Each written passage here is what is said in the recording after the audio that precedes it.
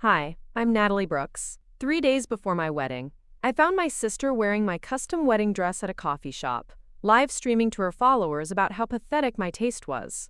She had stolen it from the alteration shop using my name.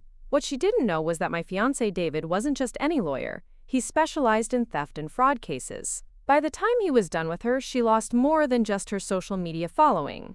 This isn't just about a dress. It's about a lifetime of being treated like I was disposable. Until I finally learned my worth. And once I did, everything changed. Before we jump back in, tell us where you're tuning in from, and if this story touches you, make sure you're subscribed. Because tomorrow, I've saved something extra special for you. The rain drummed against my apartment windows that Tuesday evening as I sat cross-legged on my bedroom floor, surrounded by wedding planning chaos.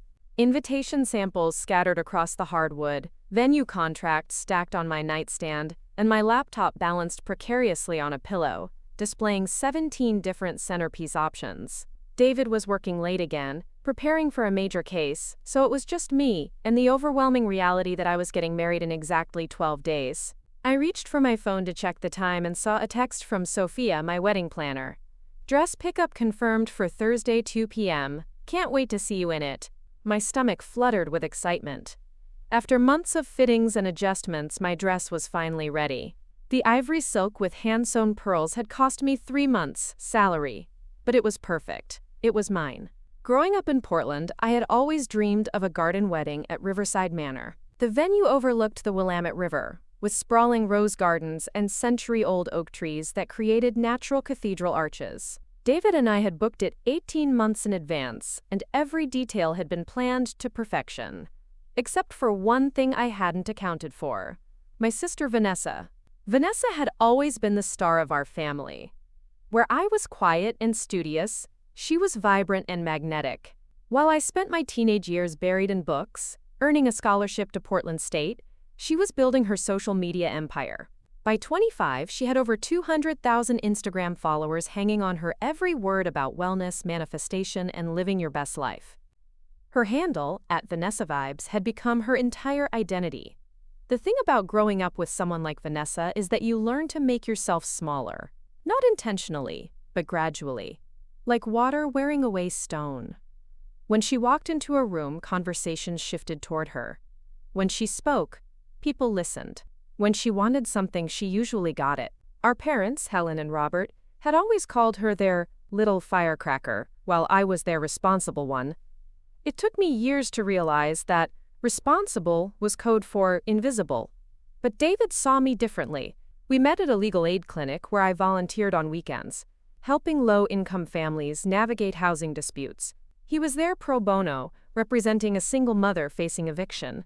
I watched him work, methodical, passionate, unwavering in his pursuit of justice. When he asked me for coffee afterward, I almost said no, convinced someone like him couldn't possibly be interested in someone like me. That was 3 years ago. 3 years of learning what it felt like to be someone's first choice. David proposed on the anniversary of that first coffee date, at the same small cafe where we'd talked for hours about everything and nothing. The ring was simple, elegant, everything I'd dreamed of but never dared to ask for. Planning our wedding had been the happiest time of my life. Every decision felt like a promise we were making to each other, and to our future. The guest list of 60 close friends and family, the menu featuring locally sourced ingredients, the string quartet that would play our first dance song. I had imagined Vanessa as my maid of honor, despite our complicated relationship. She was still my sister, and some part of me hoped this milestone might finally bring us closer. That hope shattered 3 weeks before the wedding, during what I now call the bridesmaid dress incident. I had chosen elegant sage green dresses for my bridesmaids, David's sister Lauren, my college roommate Emma, and Vanessa. Simple, flattering, affordable. When Vanessa saw the dress, she didn't hide her disappointment. "Sage green?" she had said, holding the dress up with visible distaste. "This is going to look horrible with my skin tone. Can't we do something more elevated?" My followers will be watching this wedding coverage. I explained gently that all the other bridesmaids had already ordered their dresses, and the color complemented our overall theme. That's when Vanessa's mask slipped just enough for me to see underneath. "Natalie, honey," she said, using the condescending tone she'd perfected over years of talking to her social media audience. "This is my first wedding as an influencer. The photos need to be Instagram-worthy. Can't you think about the bigger picture here?" The bigger picture. Her bigger picture. Never mine. I compromised, as I always did. We found a different dress in the same color family that she deemed acceptable for her brand.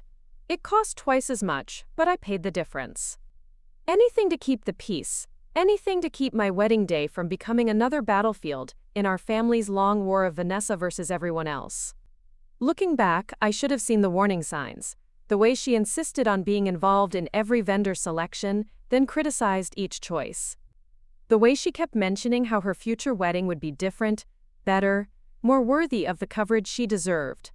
The way she asked increasingly specific questions about my dress, the designer, the alterations shop, the pickup timeline. But I was blind to it then.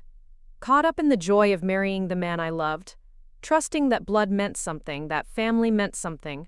I still believed that underneath all the competition and comparison, Vanessa wanted me to be happy.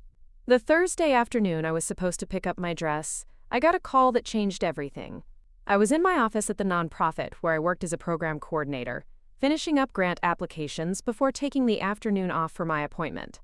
Mrs. Patricia Wong from Enchanted Beginnings sounded confused when I answered. "Miss Brooks," she said carefully, "I'm calling because there seems to be some confusion about your dress pickup. Someone already collected it this morning." My blood turned to ice water. "What do you mean someone collected it?" "I have an appointment at 2. A young woman came in around 11. She had your name, knew all the details about the alterations, even had photos of the dress on her phone. She said there was an emergency, and you'd sent her to pick it up early. She seemed to know you well. She kept talking about how excited she was for her sister's wedding." The phone nearly slipped from my trembling hands. Vanessa. It had to be Vanessa. "Mrs. Wong," I said, trying to keep my voice steady. "What did this woman look like?" "Tall, blonde, very put together." She was actually live streaming when she left the shop. Something about wedding preparations. She seemed like a lovely girl. I hung up and immediately called Vanessa. Straight to voicemail. Then I checked her Instagram story, my heart pounding so hard I could hear it in my ears. There she was, in her car, holding a garment bag. "Just picked up something special for the weekend," she said to her phone, her smile sharp as broken glass. Sometimes you have to take matters into your own hands when it comes to family events. More updates coming soon, angels. I stared at the screen until it went black, my reflection staring back at me in the dark glass. In that moment, something fundamental shifted inside me. This wasn't sisterly rivalry or wedding stress. This was calculated cruelty, and I was done being the victim of it. I called David immediately. "Natalie?" His voice was warm with concern. "Aren't you supposed to be trying on your dress right now?" "David," I said, and my voice cracked despite my efforts to stay calm. "I need you to come home." Vanessa stole my wedding dress. The silence on the other end stretched for what felt like hours. When David finally spoke, his voice had shifted into what I'd come to recognize as his lawyer tone. Calm, controlled, deadly serious. "I'm leaving the office now. Don't do anything, don't call anyone, don't post anything on social media. We're going to handle this properly." Handle this properly. Those words became my lifeline as I sat in my car outside the bridal shop, trying to process what had just happened. All my life, I had been taught to handle Vanessa's behavior with understanding, with patience, with endless forgiveness. She's just passionate. She doesn't mean it the way it sounds. Preparing and narrating this story took us a lot of time, so if you are enjoying it, subscribe to our channel. It means a lot to us. Now back to the story. You know how she gets when she's stressed. But stealing my wedding dress 3 days before my wedding wasn't passion or stress. It was warfare, and I was finally ready to fight back. When David arrived at our apartment 20 minutes later, he found me pacing the living room like a caged animal. He pulled me into his arms, and for the first time since Mrs. Wong's call, I felt like I could breathe. "Tell me everything," he said, guiding me to the couch. I started with the phone call and worked backward. The bridesmaid dress drama, the constant criticism of our wedding plans, the lifetime of being treated like a supporting character in Vanessa's story. David listened without interrupting, his jaw growing tighter with each detail. "She's going to post something," I said finally. "She always posts everything. She's going to humiliate me publicly, and there's nothing I can do about it." David was quiet for a long moment, his lawyer brain processing information the way it did in court. When he looked at me, there was something new in his eyes, not just love and concern, but a cold, calculating fury that I'd only seen him direct at opposing counsel. "Actually," he said slowly, "there's quite a lot we can do about it. Theft is theft, Natalie, whether it's a wedding dress or a car. And if she posts about it, that's evidence." That evening, David made a series of phone calls while I tried to wrap my head around the idea that my sister, my own sister, had committed an actual crime against me. The first call was to Marcus Thompson, a private investigator who specialized in digital evidence. The second was to his colleague who handled restraining orders. The third was to Mrs. Wong, asking her to preserve any security footage from the shop. "We're going to document everything," David explained as he hung up from the last call. "Every post, every story, every comment. If Vanessa wants to play games with your wedding, she's about to learn that I don't play games at all." I should have felt relief, but all I felt was exhaustion. "David, she's still my sister. My parents will never forgive me if I have her arrested." He sat beside me and took my hands in his. "Your parents have watched her treat you like garbage for your entire life and done nothing to stop it. This isn't about forgiveness anymore, Natalie. This is about consequences. And it's about making sure she can't ruin anyone else's life the way she's tried to ruin yours." That night, I barely slept. Every time I closed my eyes, I saw my beautiful dress. The dress I'd dreamed about since I was little. The dress that was supposed to make me feel like a princess on the most important day of my life, hanging in Vanessa's closet like a trophy. I imagined her trying it on, posing in it, planning whatever twisted revelation she had in store for my wedding day. But I also thought about David's words. Consequences. For the first time in my life, Vanessa was going to face actual consequences for her actions. Not disappointed sighs from our parents, or guilt trips that she'd charm her way out of. Real, legal, public consequences. The next morning, I woke up to 17 missed calls and 43 text messages. My phone had been on silent, but the notifications lit up the screen like a Christmas tree. Most were from friends and family members, all asking the same question. "Did you see Vanessa's post?" With shaking hands, I opened Instagram and navigated to my sister's profile. The post was already at the top of her feed, posted at 2:47 a.m. It was a photo of her wearing my wedding dress, posed dramatically in what looked like our parents' backyard. The caption made my stomach drop through the floor. "Sometimes you have to save family from their own poor choices," it read. "This dress deserves better than a basic backyard wedding. Don't worry, angels. I'm making sure it gets the attention it deserves. Some people dream small, others dream worthy of the spotlight. Guess which one I am? Hashtag sisterly love. Hashtag wedding dress. Hashtag upgrade needed. Hashtag family first." The post had over 3,000 likes and hundreds of comments, most from her followers praising her for looking stunning and asking where she got the gorgeous dress. A few people seemed confused, asking if she was getting married, but those comments were buried under waves of admiration for her beauty and style. I screenshot everything, my hands trembling with rage and heartbreak.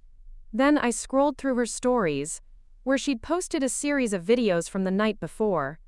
In them, she was doing a full fashion show in my dress, posing and preening while talking about elevation and knowing your worth. She'd tagged the dress designer, the alterations shop, even our wedding venue. "Some people settle for mediocre," she said to the camera, twirling in my dress. "But when you know quality, you know quality. This dress was meant for someone who understands fashion, who has the platform to really showcase it properly." Sometimes family means making hard choices.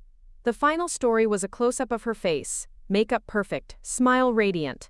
"Don't worry about my sister, angels. She'll understand eventually. This is what's best for everyone." Sometimes the universe has different plans than we do. I sat on my bathroom floor and cried until there were no tears left. Not just for the dress, but for everything it represented. The months of saving money I didn't have. The excitement of finding the perfect gown. The dreams of walking down the aisle feeling beautiful and confident and loved. Vanessa hadn't just stolen fabric and pearls. She'd stolen my joy, my confidence, my sense of safety in my own family. But when the tears stopped, something else took their place. A cold, clear fury that felt different from any anger I'd ever experienced. This wasn't the hot flash of temper that burned out quickly. This was the steady flame of someone who had finally reached their limit. I called David, and when he answered, I could hear the controlled rage in his voice. "I saw it," he said before I could speak. "Marcus is already documenting everything. We have timestamps, screenshots, and the security footage from the bridal shop. Natalie, she didn't just steal your dress. She's now using it for commercial purposes on her social media platform. That's a whole different level of theft." "What do we do now?" I asked, surprised by how steady my own voice sounded. "Now," David said, and I could hear the satisfaction beneath his professional tone. "We make sure she learns that actions have consequences. Real ones." By noon that day, Marcus had compiled a comprehensive digital evidence package. Screenshots of every post and story, analytics showing Vanessa's engagement rates and potential earnings from sponsored content, testimony from Mrs. Wong about the fraudulent pickup, and security footage that clearly showed Vanessa leaving the shop with my dress. David spent the afternoon drafting legal documents while I sat in his office, watching him work. There was something mesmerizing about seeing him in his element, building a case like an architect designing a skyscraper. Every piece of evidence was carefully placed, every legal argument precisely crafted. "She's going to claim it was a misunderstanding," he said, not looking up from his laptop. "Family dispute, sisterly borrowing, something like that. But the social media posts prove intent to permanently deprive you of the dress. And the commercial use shows she intended to profit from the theft." I thought about Vanessa's followers, all those people who had liked and commented on her post, celebrating her for wearing my stolen dress. They had no idea they were participating in my humiliation, applauding my sister for one of the cruelest things anyone had ever done to me. "How long will this take?" I asked. David finally looked up, and his smile was sharp enough to cut glass. "Emergency hearings can be scheduled very quickly when theft and fraud are involved, especially when the defendant has posted evidence of their crimes on social media for the world to see."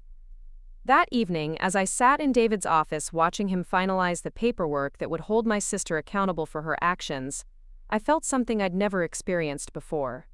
Not revenge. That would have been hot and messy and ultimately empty. This was justice, cold and clean and absolutely certain. For the first time in my life, Vanessa was going to face real consequences for treating me like I didn't matter. And she was going to face them publicly, in front of all the followers she cared about more than her own family. The papers were filed Friday morning, exactly 48 hours before my wedding was supposed to take place. The courthouse was quieter than I expected on Friday morning. I had imagined it would be bustling with activity, dramatic like the legal shows David sometimes watched while unwinding after long days. Instead, it felt almost sterile, with fluorescent lights humming overhead and the soft echo of footsteps on polished floors. David walked beside me, carrying a leather briefcase that held my future in its organized compartments. I wore a navy dress I'd bought for job interviews, conservative and professional. It felt strange to be dressed up for court instead of trying on my wedding dress for final adjustments. The irony wasn't lost on me that 24 hours before I was supposed to walk down the aisle, I was walking into a courtroom to fight for the right to wear my own wedding dress. Marcus Thompson met us at the security checkpoint, looking exactly like what central casting would order for a private investigator. Medium height, unremarkable face, the kind of person who could blend into any crowd. But his eyes were sharp and alert, and the tablet he carried contained evidence that would expose my sister's theft to the legal system. "Good morning," he said, shaking my hand with a firm grip. I have to say, in 15 years of doing this job, I've never seen someone document their own crimes quite so thoroughly. Your sister has made this case remarkably easy to prove. We found seats in the hallway outside Judge Martinez's courtroom. David had explained that we were requesting an emergency hearing for return of stolen property and a temporary restraining order. The goal was simple: get my dress back in time for tomorrow's wedding and prevent Vanessa from continuing to use my personal property for her commercial gain. She doesn't know we're here yet, David said quietly, checking his watch. The sheriff's deputy should be serving her with papers right about now. I tried to imagine Vanessa's reaction when a uniformed officer knocked on her door with legal documents. Would she be angry? Shocked? Would she finally understand that stealing someone's wedding dress was an actual crime with actual consequences? At 9:30, my parents arrived. I saw them before they saw me, walking through the courthouse entrance with the bewildered expressions of people who had never imagined their Friday morning would involve legal proceedings. My mother, Helen, wore her volunteer at the hospital cardigan and sensible shoes. My father, Robert, looked like he'd been pulled away from his morning newspaper and coffee, his gray hair uncombed and his shirt slightly wrinkled. They spotted me and hurried over, their faces a mixture of confusion and barely contained panic. "Natalie," my mother said, reaching for my hands. "What is this about?" "We got a call from Vanessa saying you were having her arrested over a misunderstanding about your dress?" A misunderstanding? Of course that's how Vanessa had framed it.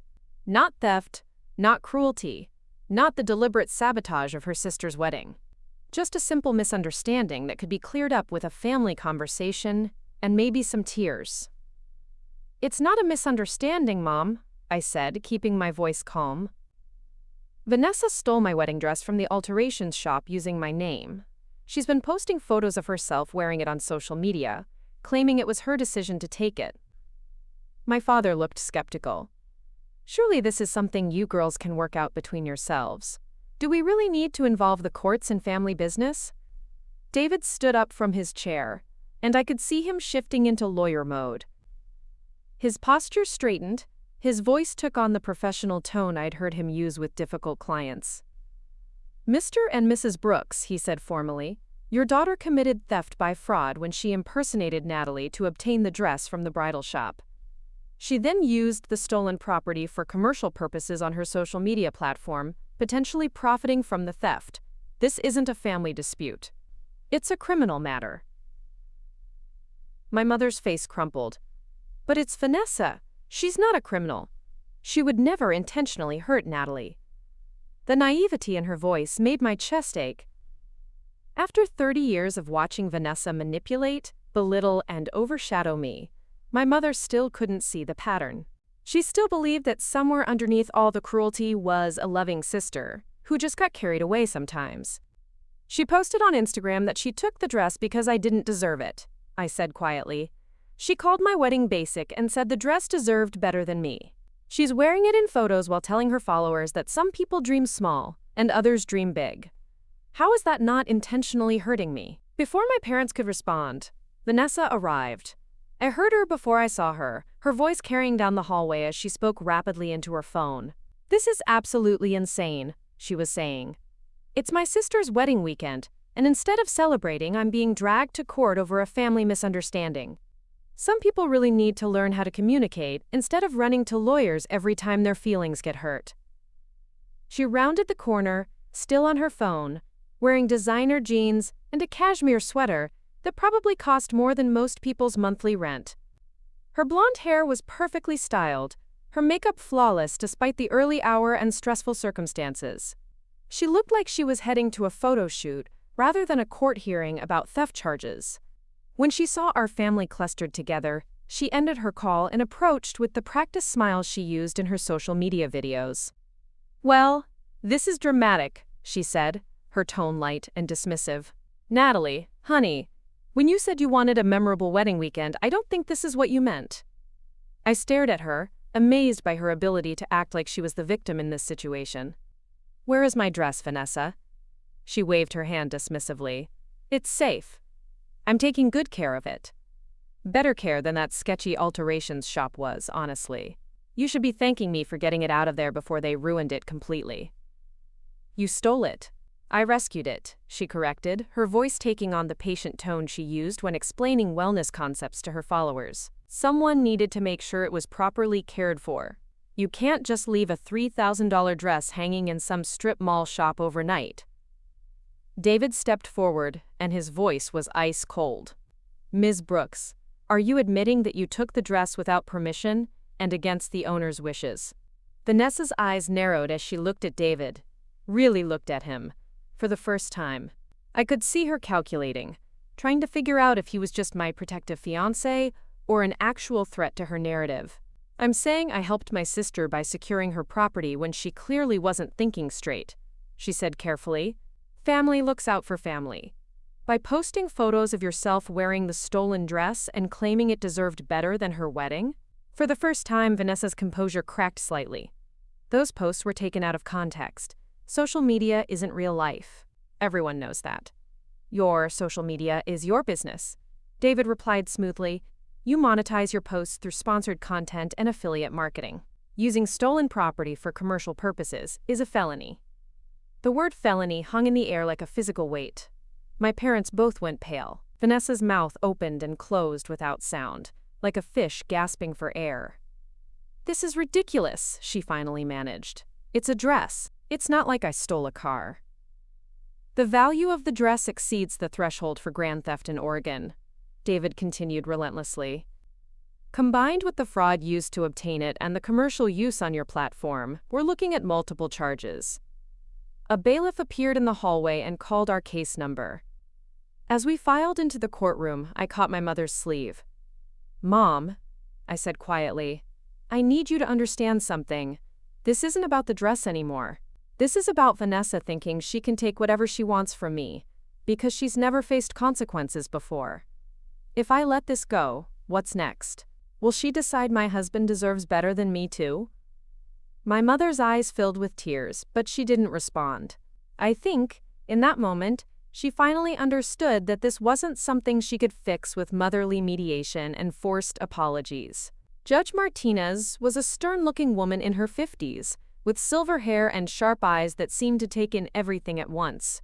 She reviewed the emergency petition while we took our seats, David and I at the plaintiff's table, Vanessa at the defendant's table with a court-appointed attorney who had clearly just met her 5 minutes earlier. This is an unusual case, Judge Martinez said, looking up from the documents. Ms. Brooks, you're accused of theft by fraud, conversion of property, and commercial use of stolen goods.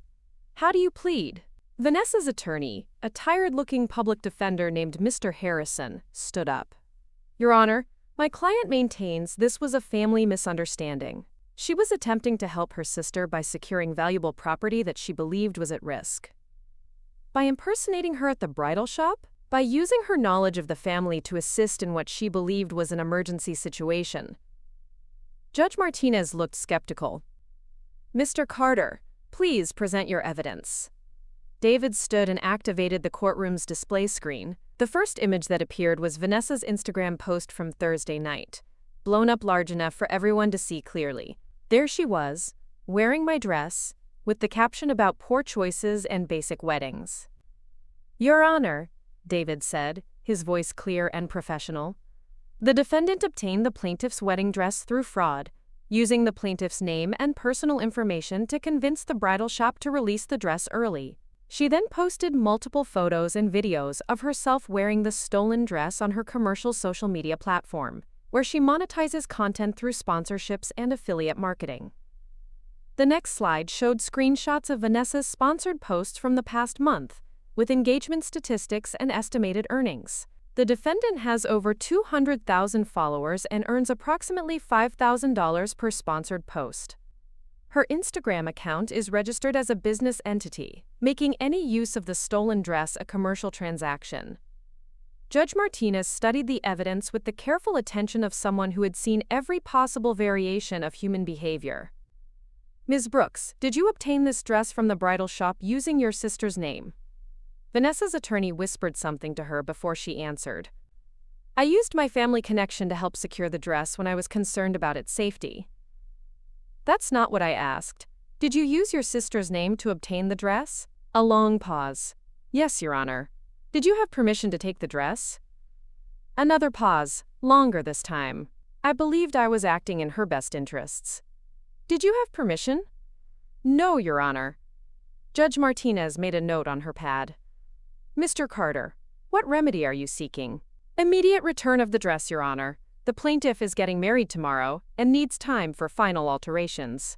We also request a temporary restraining order preventing the defendant from posting any content related to the plaintiff, her wedding, or any property belonging to the plaintiff. We also request restitution for emotional distress, potential loss of wedding photography value, and the cost of legal proceedings. David continued. Vanessa shot to her feet. Your Honor, this is my sister's wedding. I was planning to give her the dress back anyway. This whole court proceeding is unnecessary drama. Ms. Brooks, Judge Martinez said sternly, you will address the court through your attorney. And if you were planning to return the dress, why did you post content suggesting it deserved better than your sister's wedding? Vanessa's attorney pulled her back down to her seat, but I could see her frustration building. She wasn't used to being questioned, to having her narrative challenged by someone who couldn't be charmed or manipulated. Your Honor, her attorney said, my client is willing to return the dress immediately and refrain from any further social media posts about the wedding. Too little, too late, David replied. The defendant has already used the stolen property for commercial gain and caused significant emotional distress to the plaintiff during what should be the happiest time of her life. Judge Martinez leaned back in her chair. This case demonstrates a concerning pattern of behavior. Ms. Brooks, you used deception to obtain your sister's property, then used that property to generate content for your commercial social media platform. Whether or not you intended to return it eventually is irrelevant. The law is clear about theft by fraud and conversion. She turned to Marcus Thompson, who had been called as a witness. Mr. Thompson, please present your digital evidence. Marcus activated his tablet and connected it to the courtroom display. What appeared was a comprehensive timeline of Vanessa's social media activity over the past week, showing her escalating posts about my wedding and her increasingly hostile comments about my choices. Your Honor, Marcus said, the defendant began posting negative content about the plaintiff's wedding choices several days before the theft occurred. This suggests premeditation rather than a spontaneous decision to help. The timeline showed Vanessa's stories from the previous weekend, where she had made subtle digs about basic wedding choices and people who settle for less than they deserve. Then came posts about the importance of upgrading your life and not accepting mediocrity. She was building a narrative, Marcus continued, that would justify her eventual theft of the dress. The social media posts show a deliberate campaign to portray the plaintiff as unworthy of the dress, setting up the defendant as someone who was saving the dress from being wasted. Judge Martinez studied the timeline with growing concern. Ms. Brooks, this evidence suggests you planned this theft in advance. You were already telling your followers that your sister's wedding choices were inadequate before you took her dress. Vanessa's attorney looked like he wanted to disappear into his chair. Your Honor, social media posts are often exaggerated for engagement purposes. They don't necessarily reflect my client's true intentions. They reflect her state of mind, David countered. And they show a pattern of belittling the plaintiff that culminated in the theft of her wedding dress. The judge reviewed the evidence for several more minutes, occasionally asking clarifying questions. I sat quietly, watching my sister realize that her charm and manipulation tactics had no power in a courtroom. For the first time in her life, she was facing someone who cared about facts rather than feelings, evidence rather than explanations. I'm ready to rule, Judge Martinez finally said. Ms. Brooks, you have admitted to using deception to obtain your sister's property without permission. You then used that property for commercial purposes on your social media platform. This constitutes theft by fraud and conversion. Vanessa gripped the edge of the defendant's table, her knuckles white. The dress will be returned to Ms. Natalie Brooks immediately. Ms. Vanessa Brooks is prohibited from posting any content related to the plaintiff, her wedding, or any property belonging to the plaintiff for a period of 6 months. Any violation of this restraining order will result in contempt of court charges. The judge paused, looking directly at Vanessa. Additionally, given the commercial nature of your social media platform and the calculated way you executed this theft, you will pay restitution in the amount of $10,000 to cover the plaintiff's emotional distress, potential damage to her wedding, and legal costs. $10,000. I watched the number hit Vanessa like a physical blow. Her face went pale, then flushed red with anger and humiliation. Furthermore, Judge Martinez continued, I am ordering you to complete 100 hours of community service at a nonprofit organization that serves victims of theft and fraud. Perhaps working with people who have been genuinely victimized will give you perspective on the real-world consequences of your actions. The gavel came down with a sharp crack that seemed to echo through my entire body. After 30 years of watching Vanessa manipulate her way out of every consequence, she had finally met someone who wouldn't be swayed by tears, tantrums, or carefully crafted social media apologies. As we filed out of the courtroom, Vanessa tried one last time to control the narrative. Natalie, she called after me, her voice carrying the tremor she used when she wanted to sound vulnerable. I can't believe you actually did this to me. I'm your sister. I turned around and looked at her, really looked at her, for what felt like the first time in years. Without the filter of familial obligation and ingrained guilt, I could see her clearly. She wasn't my protector, or my inspiration, or even my competition. She was a woman who had built her entire life around taking things that didn't belong to her and convincing people it was for their own good. You were never my sister, I said quietly. Sisters don't steal each other's wedding dresses. Sisters don't publicly humiliate each other for social media content. Sisters don't spend 30 years making each other feel worthless. Her mouth opened in shock, as if she genuinely couldn't understand why I wasn't grateful for all the ways she'd tried to improve my life by tearing it down. You're being dramatic, she said, falling back on her favorite dismissal. It's just a dress. It was never about the dress, I replied. It was about respect. It was about boundaries. It was about treating me like a human being instead of a prop in your performance. David placed his hand on my shoulder, a gentle reminder that we had won, that justice had been served, that it was time to leave Vanessa to deal with the consequences of her choices.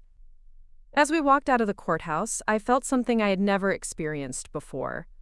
Not relief, not satisfaction, not even happiness. It was peace. The deep, settled peace of someone who had finally stopped fighting a war they were never meant to win, and had instead changed the battlefield entirely. My wedding was in 18 hours, and I was going to wear my dress and marry the man who had stood beside me through the worst thing my family had ever done to me. Vanessa would pay her restitution, serve her community service hours, and hopefully learn that other people's lives weren't hers to commandeer for content. But more importantly, I had learned something about myself. I had learned that I was worth fighting for, that my happiness mattered, that saying no to family cruelty wasn't betrayal. It was survival.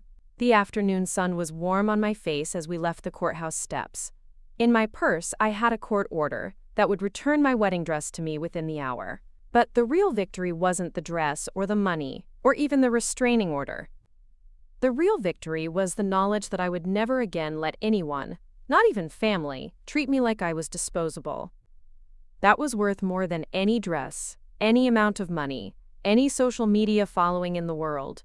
Tomorrow, I would walk down the aisle in my perfect dress, marry my perfect partner, and begin a life where I was valued, respected, and loved without conditions. And Vanessa would watch from the sidelines, finally understanding that some things in life aren't hers to take.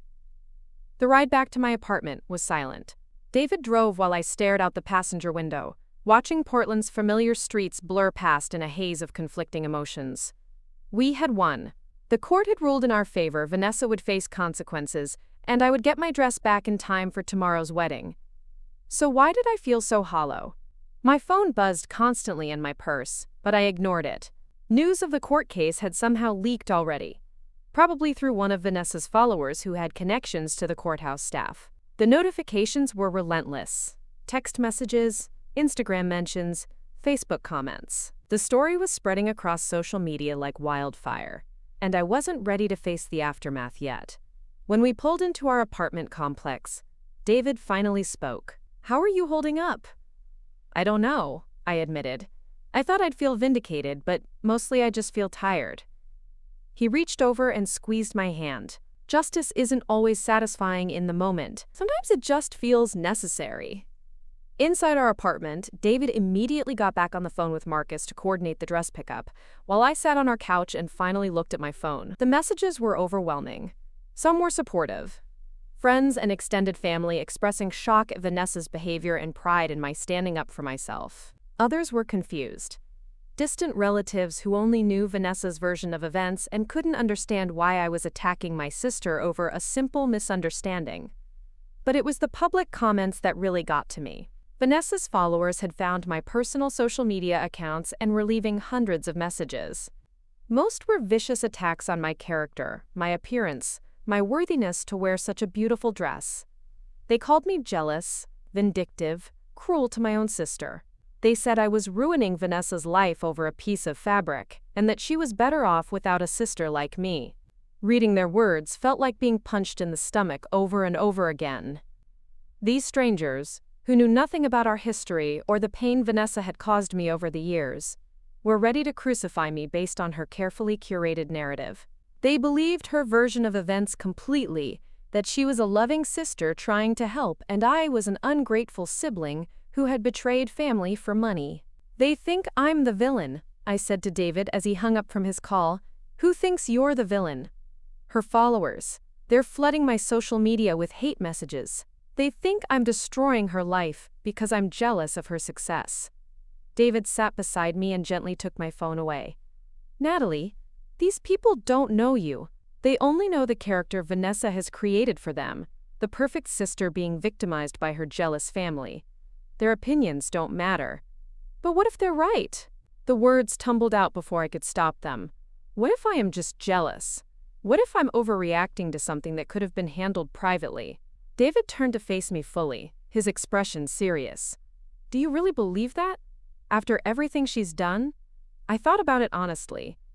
Was this about jealousy? Had I always resented Vanessa's success, her confidence, her ability to command attention wherever she went?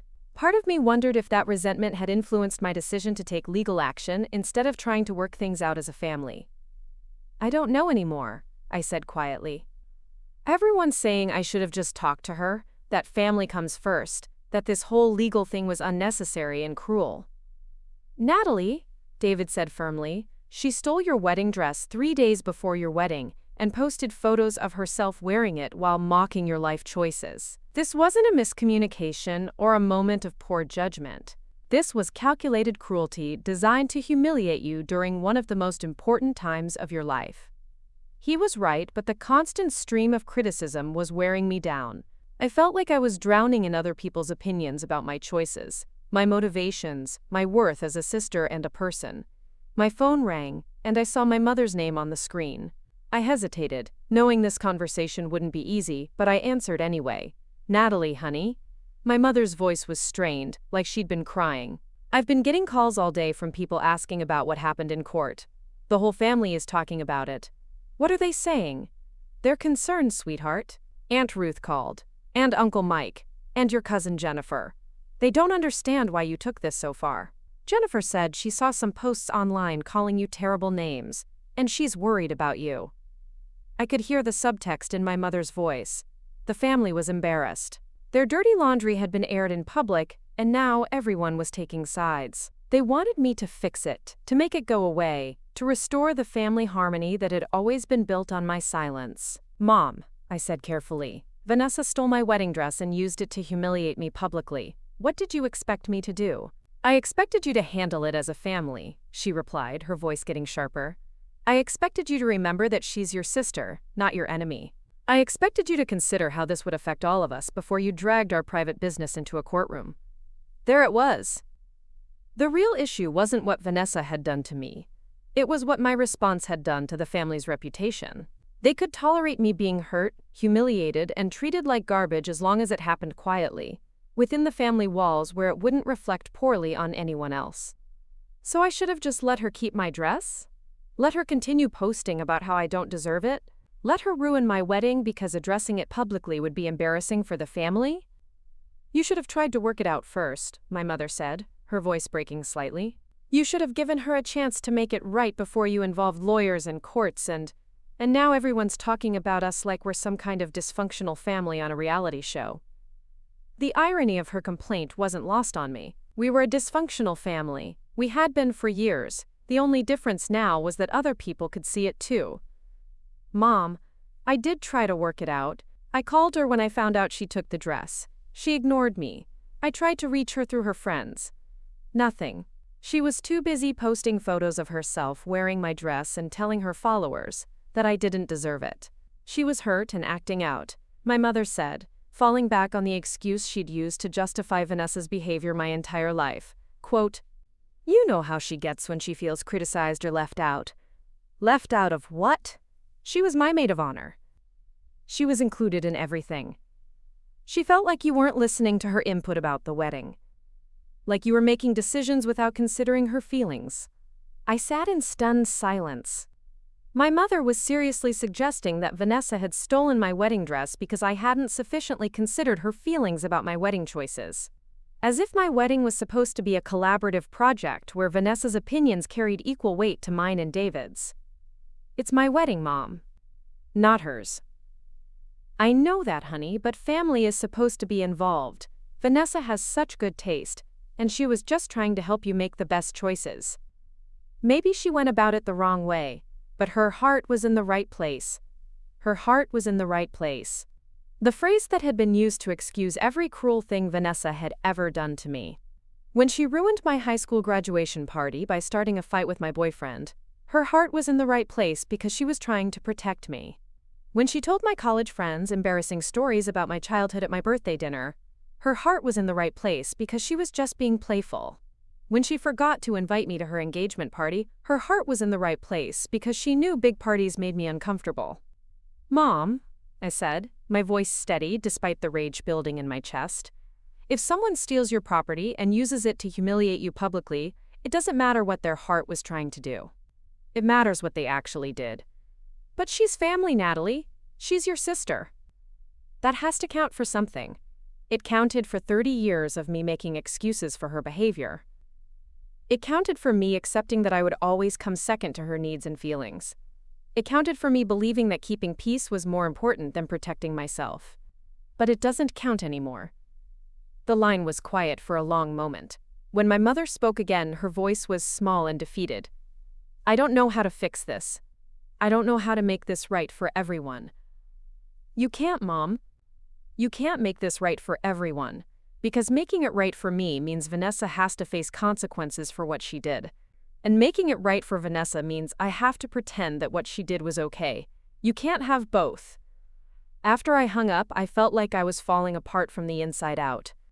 The weight of my family's disappointment, the cruelty of Vanessa's followers, the doubt creeping in about whether I had done the right thing, it was all crushing down on me at once. David found me crying on our bedroom floor an hour later, surrounded by wedding planning materials that suddenly felt meaningless. He sat beside me and pulled me into his arms, letting me sob against his chest until I had no tears left. I don't know if I can do this, I whispered. The wedding, facing everyone tomorrow, dealing with all the judgment and criticism. Maybe we should just elope. Maybe we should postpone until this all dies down. Hey, David said gently, tilting my chin up so I had to look at him. Don't let her take this from you, too. Don't let her steal your wedding day on top of everything else. But everyone's going to be talking about it. Everyone's going to be thinking about the court case and the drama instead of celebrating with us. It's going to overshadow everything. So what if it does? The people who love us will be there to celebrate our marriage, not to gossip about your sister. And the people who are there to gossip don't deserve to be part of our special day anyway. I knew he was right, but the anxiety was overwhelming. Tomorrow was supposed to be the happiest day of my life, and instead I felt like I was preparing for battle. That evening, Sophia, my wedding planner, called to confirm the final details and check in about the dress situation. Word had spread through the wedding vendor network about what had happened, and she wanted to make sure everything was still on track. I have to ask, she said carefully, are you doing okay? I heard about what happened with your sister, and I just want you to know that my entire team is in your corner. What she did was unconscionable. It was the first unqualified support I'd heard all day, and it made me start crying again. I'm scared, I admitted. I'm scared that tomorrow is going to be about the drama instead of about David and me. I'm scared that people are going to be watching to see if Vanessa shows up, or if my family is divided, or if I'm going to break down during the ceremony. Natalie, Sophia said firmly. I've been planning weddings for 12 years, and I've seen every kind of family drama you can imagine. Trust me when I tell you that once you walk down that aisle and see David waiting for you, none of the rest of it will matter. The day will be about your love story, not her chaos. What if she tries to disrupt the wedding? What if she shows up and causes a scene? Then my security team will handle it, Sophia replied without hesitation. I've already briefed them on the situation, and they know not to let her onto the property. You have a restraining order now, remember? If she violates it, she'll be arrested. The thought of my sister being arrested at my wedding was both terrifying and oddly comforting. At least I knew there would be consequences if she tried to ruin this day too. Later that night, as David and I were getting ready for bed, my phone buzzed with a text from an unknown number. Against my better judgment, I opened it. It was from Vanessa, texting from what must have been a friend's phone since her number was blocked. I hope you're happy, the message read. You've destroyed my life over a stupid dress. My sponsors are dropping me, my followers are turning on me, and I have to pay you $10,000 I don't have. All because you couldn't handle a little sisterly teasing. You've always been jealous of me, and now you've finally found a way to tear me down. Congratulations. I showed the message to David, who immediately screenshotted it and forwarded it to Marcus. She's violating the restraining order by contacting you, he said. This could result in additional charges. I don't want additional charges, I said quickly. I just want her to leave me alone. But even as I said it, I realized that Vanessa's message had revealed something important. She still didn't understand what she had done wrong. In her mind, she was the victim of my jealousy and vindictiveness. She genuinely believed that stealing my wedding dress was sisterly teasing, and that I had overreacted by seeking legal recourse. She had learned nothing from the court case, felt no remorse for her actions, and blamed me entirely for the consequences of her choices. The sister I had hoped might emerge from this situation, one who understood that her behavior was hurtful and wanted to make amends, simply didn't exist. That realization was both heartbreaking and liberating. I had spent so many years hoping that Vanessa would change, that she would see how her actions affected me, that she would choose to be the sister I deserved. But she was showing me clearly that she would never be that person. She would always be someone who took what she wanted and blamed others when there were consequences. The next morning, I woke up to sunlight streaming through our bedroom windows and the sound of birds singing outside. My wedding day had arrived, despite everything that had tried to derail it. David was already up, making coffee in the kitchen and humming our first dance song under his breath. When I checked my phone, I found dozens of supportive messages from friends, extended family members, and even strangers who had heard my story and wanted to encourage me. For every cruel comment from Vanessa's followers, there were 2 messages of support from people who understood that what she had done was wrong. My college friend Emma had posted on her Instagram story, "Getting married tomorrow despite her sister's attempts to sabotage her. Natalie Brooks is the strongest woman I know." My cousin from Seattle had shared an article about wedding dress theft and tagged me with the caption, "Proud of you for standing up for yourself." Even some of Vanessa's former followers had reached out to apologize for believing her version of events and to express their support for my decision to seek legal justice. By noon, I was at the salon getting my hair and makeup done, surrounded by my bridesmaids and feeling more like myself than I had in days. Lauren, David's sister, had stepped in as my maid of honor after Vanessa's betrayal, and she was everything I could have asked for: supportive, calming, and completely focused on making sure my day was perfect. "You know what I keep thinking about?" Lauren said as the makeup artist applied my lipstick. "How this whole situation has shown everyone who you really are. You could have retaliated with social media drama or family warfare, but instead you handled it with dignity and through proper legal channels. That takes real strength." Emma nodded from her chair nearby. "Plus, you're about to marry the most amazing man who fought for you when you needed it most. That's the real story here, not whatever chaos your sister tried to create." At 2 o'clock, Marcus Thompson arrived at the salon with a garment bag. Inside was my wedding dress, returned to me by court order and looking exactly as beautiful as the day I had first tried it on. The hand-sewn pearls caught the light as I held it up, and for the first time in days, I felt pure joy instead of anxiety. "She tried to have the alterations shop bill you for additional storage fees," Marcus said with a slight smile. "I told them the dress was stolen property and any additional fees should be directed to the defendant." As I slipped into my dress, with Lauren carefully arranging the train and Emma adjusting the pearl-adorned bodice, I realized that Vanessa's theft had actually given me something unexpected. It had shown me exactly who was truly in my corner, and who was willing to stand by me when things got difficult. It had revealed the difference between people who loved me unconditionally and people who only supported me when it was convenient. Most importantly, it had shown me that I was stronger than I had ever imagined. I had faced down a lifetime of family manipulation, stood up for myself in a court of law, and refused to let anyone convince me that I deserved less than respect and dignity. The dress fit perfectly, just as it had during my final fitting. But now it meant something different to me. It wasn't just a beautiful gown for my wedding day. It was a symbol of my refusal to let anyone else control my story or steal my joy. At 4 o'clock, as I stood in the bridal suite at Riverside Manor, looking at myself in the full-length mirror, I felt ready.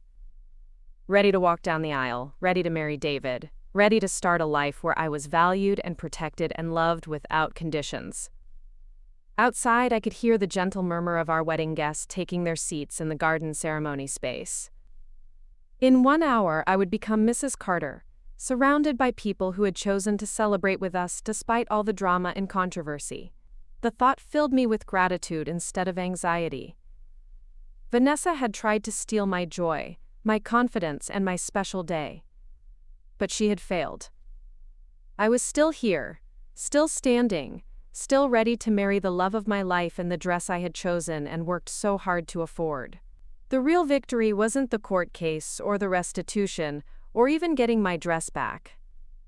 The real victory was the knowledge that I would never again allow anyone to make me feel unworthy of love, respect, and happiness. As I prepared to walk down the aisle, I thought about the scared, people-pleasing girl I had been just a week ago, desperately trying to keep peace with a sister who saw her as nothing more than a supporting character in her own story.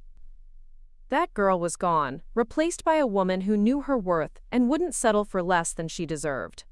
The music started, and it was time to go claim the life I had always been afraid to fight for. The ceremony music began with a soft string quartet playing our chosen processional, the melody floating across the rose garden like a promise. I stood behind the ornate wooden doors of the manor house, my bouquet of white peonies and eucalyptus trembling slightly in my hands. Through the antique glass panels, I could see the backs of our guests, heads as they turned expectantly toward the aisle. David's father was walking his mother to her seat in the front row, her navy dress complementing the garden's natural palette perfectly. Behind them, I spotted my college professors, David's law firm colleagues, and neighbors from our apartment complex, who had become dear friends over the years. These were the people who had chosen to be here despite the circus of the past week, the ones who understood that love was worth celebrating even when family drama threatened to overshadow it.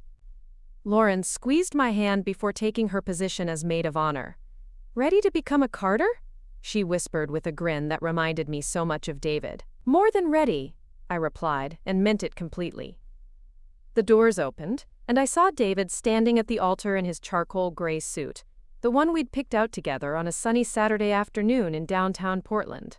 The sight of him waiting for me, his face lighting up as our eyes met across the garden, made everything else fade into background noise. The whispers about court cases and family feuds, the anxiety about who might or might not show up, the lingering hurt from years of feeling invisible, all of it dissolved in the warmth of his smile.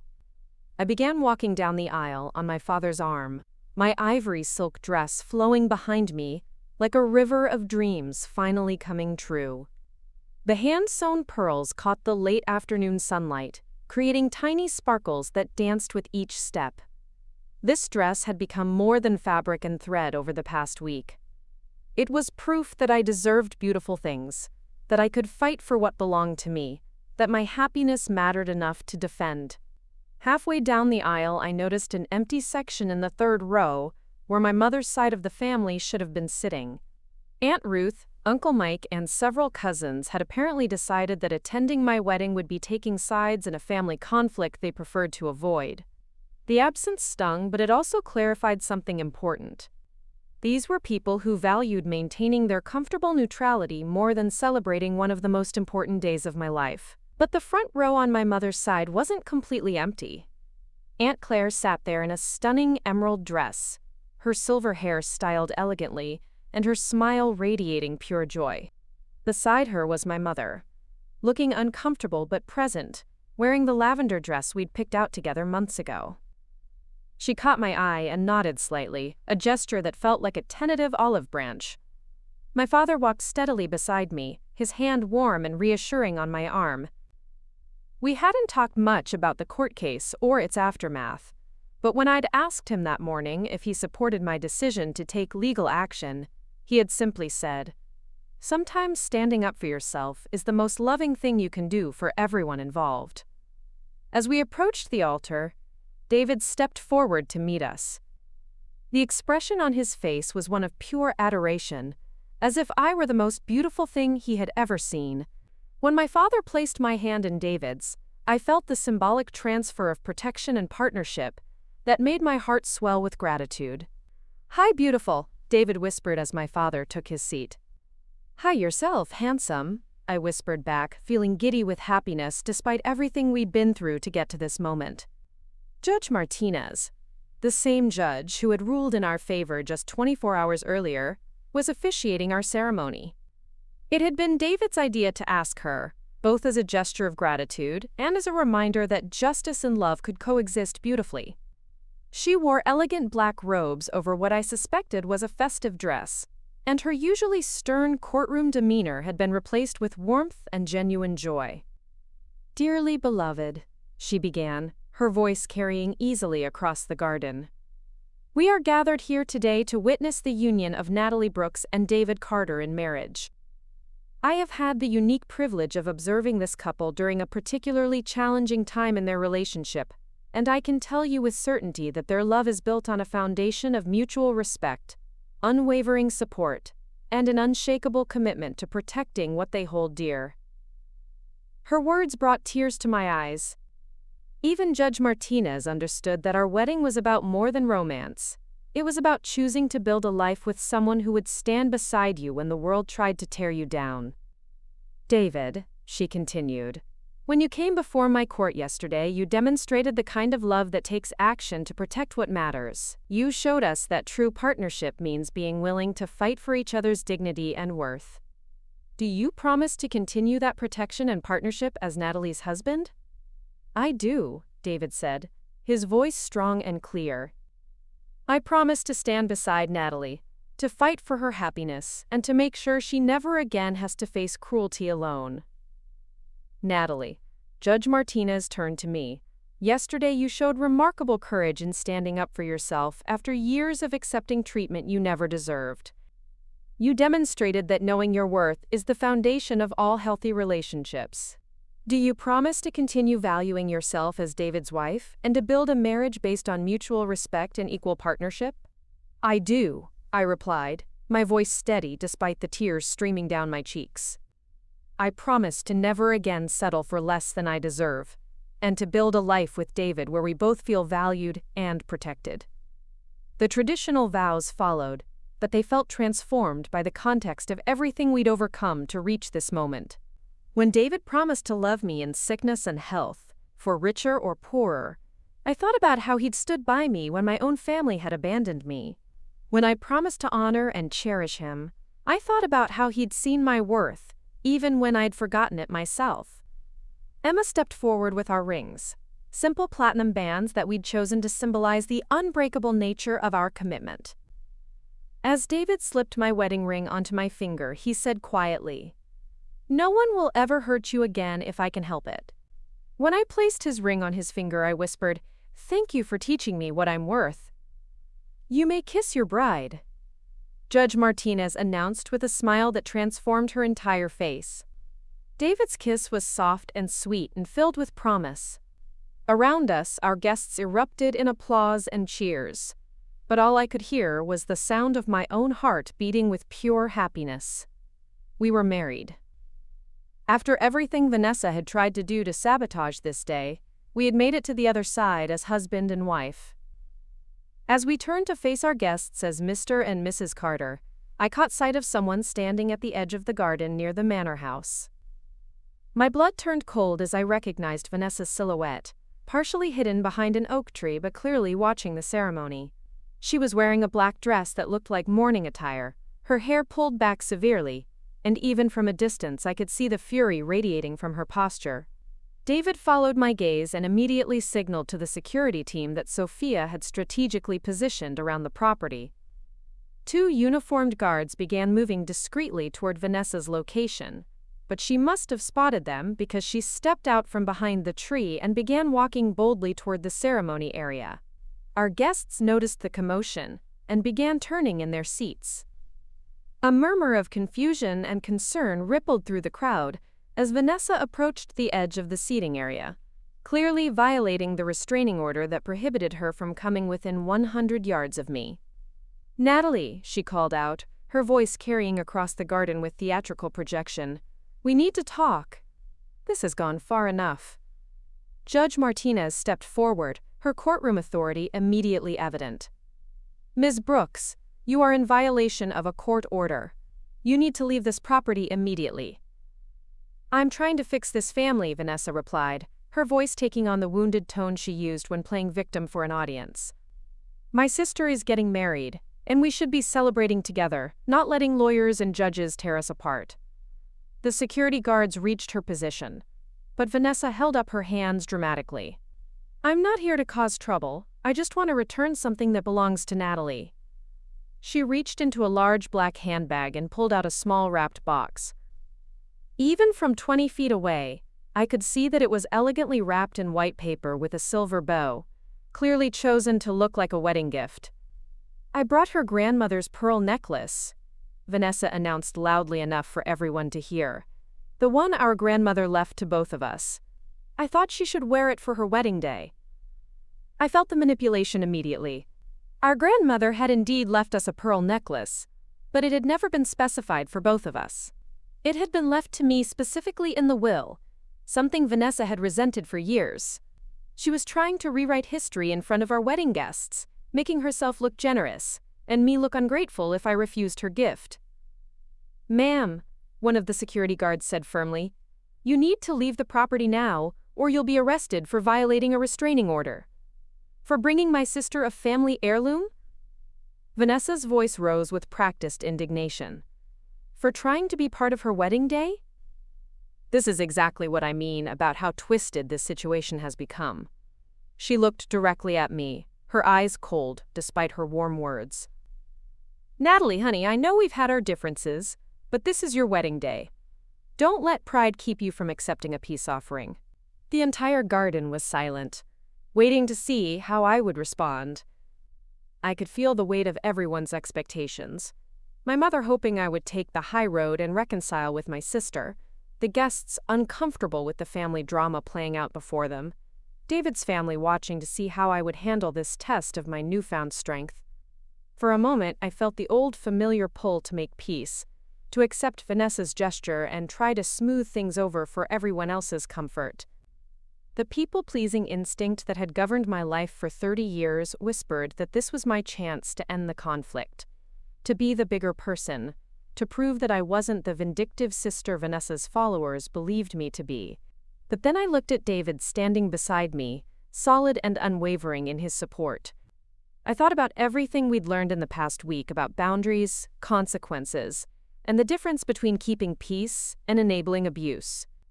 I remember Judge Martinez's words about knowing my worth and building a marriage based on mutual respect. Most importantly, I recognized Vanessa's gesture for what it really was. This wasn't a peace offering. It was another attempt to control the narrative, to make herself look magnanimous while positioning me as the unreasonable one if I refused her gift. She had violated a court order to crash my wedding, not out of love but out of her need to remain the center of attention even on my most important day. No thank you, I said clearly, my voice carrying across the garden. I don't want anything from you, Vanessa. I want you to respect the court order and leave my wedding. Vanessa's mask of sisterly concern slipped for just a moment, revealing the rage underneath. Fine, she said, her voice turning sharp and ugly. Enjoy your little courthouse wedding and your bargain dress. Just remember that when your marriage falls apart, and it will, because healthy relationships don't start with legal battles, I won't be here to pick up the pieces. Officers, Judge Martinez said calmly, please escort Ms. Brooks from the property and take her into custody for violating the restraining order. The security guards moved to either side of Vanessa, who suddenly seemed to realize that her dramatic gesture had backfired spectacularly. She was going to be arrested at my wedding, in front of all our family and friends, for violating the court order she had dismissed as unnecessary legal drama. This is insane, she said, her voice rising to a near shriek. I brought her a gift. I was trying to make peace. You people are all crazy if you think giving someone a family heirloom is a crime. As the guards began to escort her away, she turned back toward the seated guests and played her final card. Mom, Dad, are you really going to let them arrest your daughter at your other daughter's wedding? Is this what our family has become? I watched my parents' faces, curious to see how they would respond to Vanessa's attempt to make them choose sides in this public forum. My mother looked stricken, clearly torn between her desire to protect Vanessa and her recognition that my sister had brought this situation on herself. My father sat stone-faced, his jaw tight with what I recognized as suppressed anger. It was Aunt Claire who stood up and spoke for the family. Vanessa, she said loudly enough for everyone to hear, you stole your sister's wedding dress, used it to humiliate her on social media, and now you violated a court order to disrupt her wedding. You brought this on yourself, and it's time to face the consequences of your choices. The words seemed to hit Vanessa like a physical blow. She had expected family support, expected someone to intervene and rescue her from the consequences of her actions. Instead, she was being held accountable by the very people she had counted on to enable her behavior. As the security guards led her away, still protesting her innocence and demanding that someone stop this insanity, I felt an unexpected wave of sadness. Not for the sister I was losing, but for the sister I had never actually had. I had spent 30 years hoping that somewhere underneath all the cruelty and manipulation was a person capable of genuine love and respect. Watching her being arrested for crashing my wedding finally forced me to accept that this person simply didn't exist. Judge Martinez cleared her throat and addressed our guests with remarkable composure. Ladies and gentlemen, let's continue with this beautiful celebration of love and commitment. Mr. and Mrs. Carter, you may proceed down the aisle as husband and wife. The string quartet resumed playing our recessional music, and David took my arm as we began walking back down the aisle together. Our guests stood and applauded, but I could see the concern and confusion on many faces. They had just witnessed something that would probably become family legend, the bride's sister being arrested at the wedding for violating a restraining order. As we reached the back of the ceremony area, David pulled me aside for a private moment before we joined our cocktail reception. How are you feeling? He asked, searching my face for signs of distress. Honestly, I said, surprising myself with the answer. I feel free. For the first time in my life, I feel completely free of her. No regrets about not taking the necklace? About having her arrested? I thought about it seriously. Part of me did feel guilty about the dramatic scene that had played out in front of our wedding guests. But a larger part of me felt proud that I had held my boundaries, that I hadn't let Vanessa manipulate me into accepting her false gesture of reconciliation. No regrets, I said firmly. She made her choice when she decided to violate the court order. I made mine when I decided to protect myself and our marriage from her chaos. David smiled and kissed my forehead. I'm so proud of you. You've become incredibly strong. I had a good teacher, I replied, thinking about how his unwavering support had given me the courage to finally stand up for myself. The cocktail reception was held on the manor's terrace, overlooking the Willamette River as the sun began to set behind the mountains. Our guests mingled with champagne and hors d'oeuvre, but I could hear fragments of conversation about what had just happened at the ceremony. Some people seemed shocked by Vanessa's behavior, others were clearly confused about the family dynamics they had witnessed. Emma approached me with a champagne flute and a concerned expression. "Are you okay?" That was intense. "I'm actually better than okay," I said, accepting the champagne gratefully. It's like she finally showed everyone exactly who she really is. No more pretending, no more making excuses for her behavior. "Your Aunt Claire was amazing," Emma said admiringly. The way she shut down Vanessa's victim act was perfect. I looked across the terrace to where Aunt Claire was talking animatedly with David's parents, probably filling them in on the family history that led to this moment. She had been the only family member to consistently see through Vanessa's manipulation over the years, and I was grateful that she had been willing to speak up publicly when it mattered most. My mother approached hesitantly, holding her own champagne glass with shaking hands. "Natalie, honey, I'm so sorry about what just happened." I had no idea she was planning to show up. "It's not your fault, Mom," I said gently. "Vanessa makes her own choices." "I know, but I feel responsible somehow. I should have seen this coming, should have done something to prevent it." I looked at my mother's face, seeing genuine remorse and confusion there. She was struggling to reconcile the daughter she thought she knew with the person who had just been arrested for crashing her sister's wedding. "Mom," I said carefully, "this has been Vanessa's pattern for years. She creates chaos, then blames everyone else when there are consequences. You couldn't have prevented this because she doesn't want to be prevented." "But she's my daughter too," my mother said, tears starting to form in her eyes. "I don't know how to love both of you when you can't be in the same room together." It was the first time my mother had acknowledged that there might be a fundamental incompatibility between maintaining a relationship with me and enabling Vanessa's behavior. For years, she had insisted that we could all just get along if we tried harder, if we were more understanding, if we forgave more readily. "You don't have to choose between us," I said softly. "But you do have to choose whether you're going to hold us to the same standards."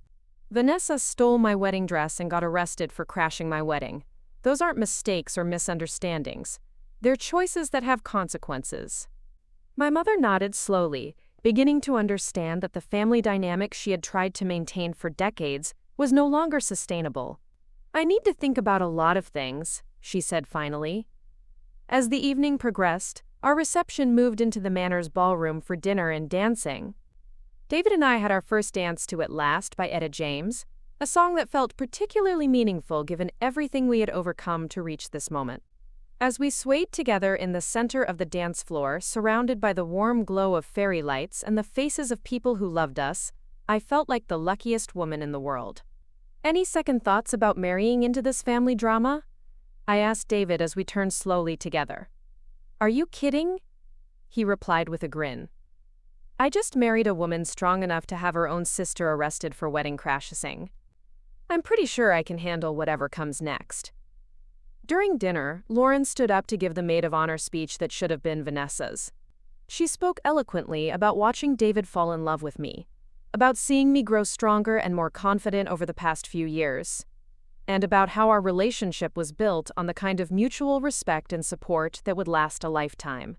"Today," Lauren concluded, raising her champagne glass, "we witnessed Natalie and David prove that love isn't just about the good times. It's about standing together when the world tries to tear you apart. They've already passed that test with flying colors." The toast was met with enthusiastic applause, and I noticed that even my mother was smiling through her tears. Despite the drama that had marked the ceremony, the evening was turning out to be everything I had dreamed of for my wedding reception. Around 10 o'clock, as the party was winding down and guests were beginning to say their goodbyes, Marcus Thompson approached me with an update about Vanessa's arrest. "She's been charged with violating the restraining order," he said quietly. "She'll probably be released tomorrow morning, but there will be additional court proceedings." The judge wasn't happy about her disrupting a wedding. "Will this affect the restitution she owes me?" "Actually, it might increase it. Violating a restraining order to crash your wedding could be considered additional harassment, which might result in higher damages." I nodded, feeling a mixture of satisfaction and sadness. Vanessa's need to control and manipulate had ultimately led to her facing even more serious legal consequences. If she had simply stayed away and respected the court order, she might have eventually been able to rebuild her life and reputation. Instead, her inability to let go of her need for drama and attention had made everything worse for herself. As David and I prepared to leave for our honeymoon suite at a boutique hotel downtown, I took one last look around the ballroom where we had celebrated our marriage. The flowers were still fresh, the fairy lights still twinkling, and a few close friends were still lingering over the last of the champagne. Tomorrow, we would fly to Hawaii for our honeymoon. In 2 weeks, we would return to Portland and begin our new life as a married couple. Vanessa would face her court dates and community service, my family would have to reckon with the dysfunction they had enabled for years, and I would continue learning how to live as someone who valued herself enough to demand respect. But tonight, I was simply a bride who had married the love of her life, despite every obstacle that had been thrown in our path. I was wearing my beautiful dress, surrounded by people who truly cared about my happiness, and beginning a marriage built on equality, respect, and unwavering support. As David helped me into our car, carefully arranging my dress so it wouldn't wrinkle, I thought about the scared, insecure woman I had been just 1 week ago. She had been so desperate for family approval that she would have accepted any treatment rather than risk being cut off from the people she thought she needed. That woman was gone, replaced by someone who understood that real family doesn't steal your wedding dress or crash your wedding to make themselves the center of attention. Real family celebrates your happiness, protects your dreams, and stands beside you when others try to tear you down. The realization that I had married into a real family, David's family, who had welcomed me with open arms and defended me without hesitation, filled me with more gratitude than I had words to express. As we drove through the quiet Portland streets toward our hotel, my wedding dress spread across the back seat like a beautiful reminder of everything I had fought for and won. I knew that tomorrow would bring new challenges and new opportunities for growth. But whatever came next, I would face it as someone who finally understood her own worth. And that understanding, more than any wedding dress or legal victory, was the real prize I had won from this entire experience. 3 months after the wedding, I was sitting in my new home office when David called from work with news that would change everything again. We had bought a charming craftsman house in the Hawthorne district, complete with a garden where I could grow the herbs I'd always dreamed of having. The morning sunlight streamed through the vintage windows as I worked on grant applications for the nonprofit, feeling more content than I ever had in my adult life. Natalie. David's voice was carefully controlled when I answered the phone, the way it got when he was processing complicated legal information. I just got a call from the district attorney's office. There's been a development in Vanessa's case. My stomach tightened reflexively. Even though months had passed since the wedding, hearing my sister's name still triggered a stress response that I was working through with my therapist. What kind of development? She's been arrested again. Apparently she's been running a series of fraudulent fundraising campaigns using other people's photos and stories. The authorities found evidence that she's been doing this for over a year, not just with your wedding dress situation. I set down my coffee cup with shaking hands. What do you mean, other people's photos? Similar to what she did with you, but on a larger scale. She's been taking photos from social media of people going through difficult situations, medical emergencies, house fires, family tragedies, and creating fake fundraising campaigns. She keeps the money and moves on to the next story. The enormity of what David was describing slowly sank in. My sister hadn't just stolen my wedding dress in a moment of sibling rivalry gone wrong. She was apparently a serial fraud artist who had been systematically exploiting strangers' tragedies for financial gain. How much money are we talking about? Over $200,000 across dozens of fake campaigns. The FBI got involved when victims in multiple states started reporting similar patterns. Your court case actually provided some of the initial evidence that helped them establish the pattern. I walked to the window and looked out at our garden, where tomato plants were beginning to show their first green fruits. The normalcy of the scene felt surreal against the backdrop of learning that my sister was facing federal fraud charges. David, I feel sick. All those people who donated to help someone they thought was in crisis, and she just stole their money. I know, it's horrible. But Natalie, you need to understand something important. By standing up to her when she stole your dress, by taking legal action instead of letting it slide, you helped expose this pattern. If you had just forgiven her and moved on like your family wanted you to, she would still be out there stealing from grieving families. The weight of that realization settled over me like a heavy blanket. My decision to pursue legal action, which had been criticized by so many people as petty and vindictive, had actually helped stop a much larger criminal operation. The guilt I'd been carrying about destroying my sister's life over just a dress suddenly transformed into something else entirely. "The FBI wants to interview you," David continued. "They think you might have information about her methods, her social media practices, things that could help with the other cases." 2 days later, I found myself in a sterile conference room at the federal building downtown, sitting across from Agent Sarah Chen and Agent Michael Rodriguez. They were younger than I'd expected FBI agents to be, professional but kind, clearly experienced in dealing with victims of financial fraud. "Ms. Carter," Agent Chen began, consulting a thick file folder, "we appreciate you coming in to speak with us. Your case against your sister provided some crucial insights into her operational methods. I'm not sure how much help I can be," I said honestly. "I didn't know she was doing this to other people." "Actually, you provided more help than you realize," Agent Rodriguez said, opening his laptop. "Your documentation of her social media activity, the evidence you collected with your private investigator, it established patterns that we've now identified in dozens of other cases." He turned the laptop screen toward me, showing a spreadsheet with dates, amounts, and brief descriptions. The scope was staggering. Vanessa had been running fake fundraisers for families dealing with cancer diagnoses, veterans struggling with medical bills, single mothers facing eviction, elderly people needing home repairs. Each campaign used stolen photos and fabricated stories designed to tug at potential donors' heartstrings.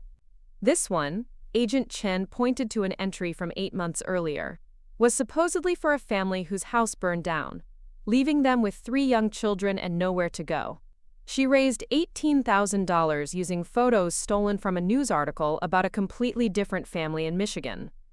And this one, Agent Rodriguez added, pointing to another entry, claimed to be helping a veteran pay for his service dog's emergency surgery. She took the photos from a legitimate fundraiser that had already ended successfully and created an entirely new fake campaign.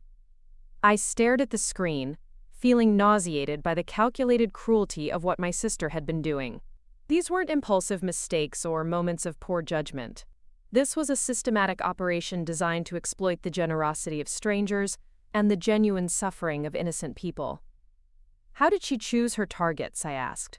"She appears to have searched for viral posts about tragedies or hardships," Agent Chen explained. "Posts that had a lot of engagement, emotional photos, stories that people would want to share. Then she'd download the photos, rewrite the story slightly, and create a new fundraising campaign with herself as the recipient. She got more sophisticated over time," Agent Rodriguez added. "Early campaigns were pretty obviously fake to anyone who looked closely, but by the time she stole your wedding dress, she had developed techniques for making the campaigns look completely legitimate. They showed me examples of her fake campaigns, each one more elaborate than the last. She had learned to create fake social media profiles to support her stories, fake testimonials from supposed family members, even fake medical documentation in some cases. The amount of planning and deception involved was staggering. What we're trying to understand," Agent Chen said gently, "is whether you noticed any behavioral changes in your sister over the past year or two. Increased spending, new possessions, changes in lifestyle that might have been funded by this criminal activity." I thought back over the past 2 years, remembering details that hadn't seemed significant at the time. Vanessa's increasingly expensive wardrobe, the designer handbags she claimed were investments, the luxury spa treatments she regularly posted about on social media. She had always explained away her lifestyle by claiming her social media work was more lucrative than anyone realized. "She was definitely spending more money," I said slowly. "Designer clothes, expensive vacations, a new car." She said it was all for her brand, that she had to look successful to attract high-paying sponsors. Did she ever mention specific sponsors or business partnerships? She was always vague about it. She'd say things like, "my business partners," or "my investors," but she never gave details.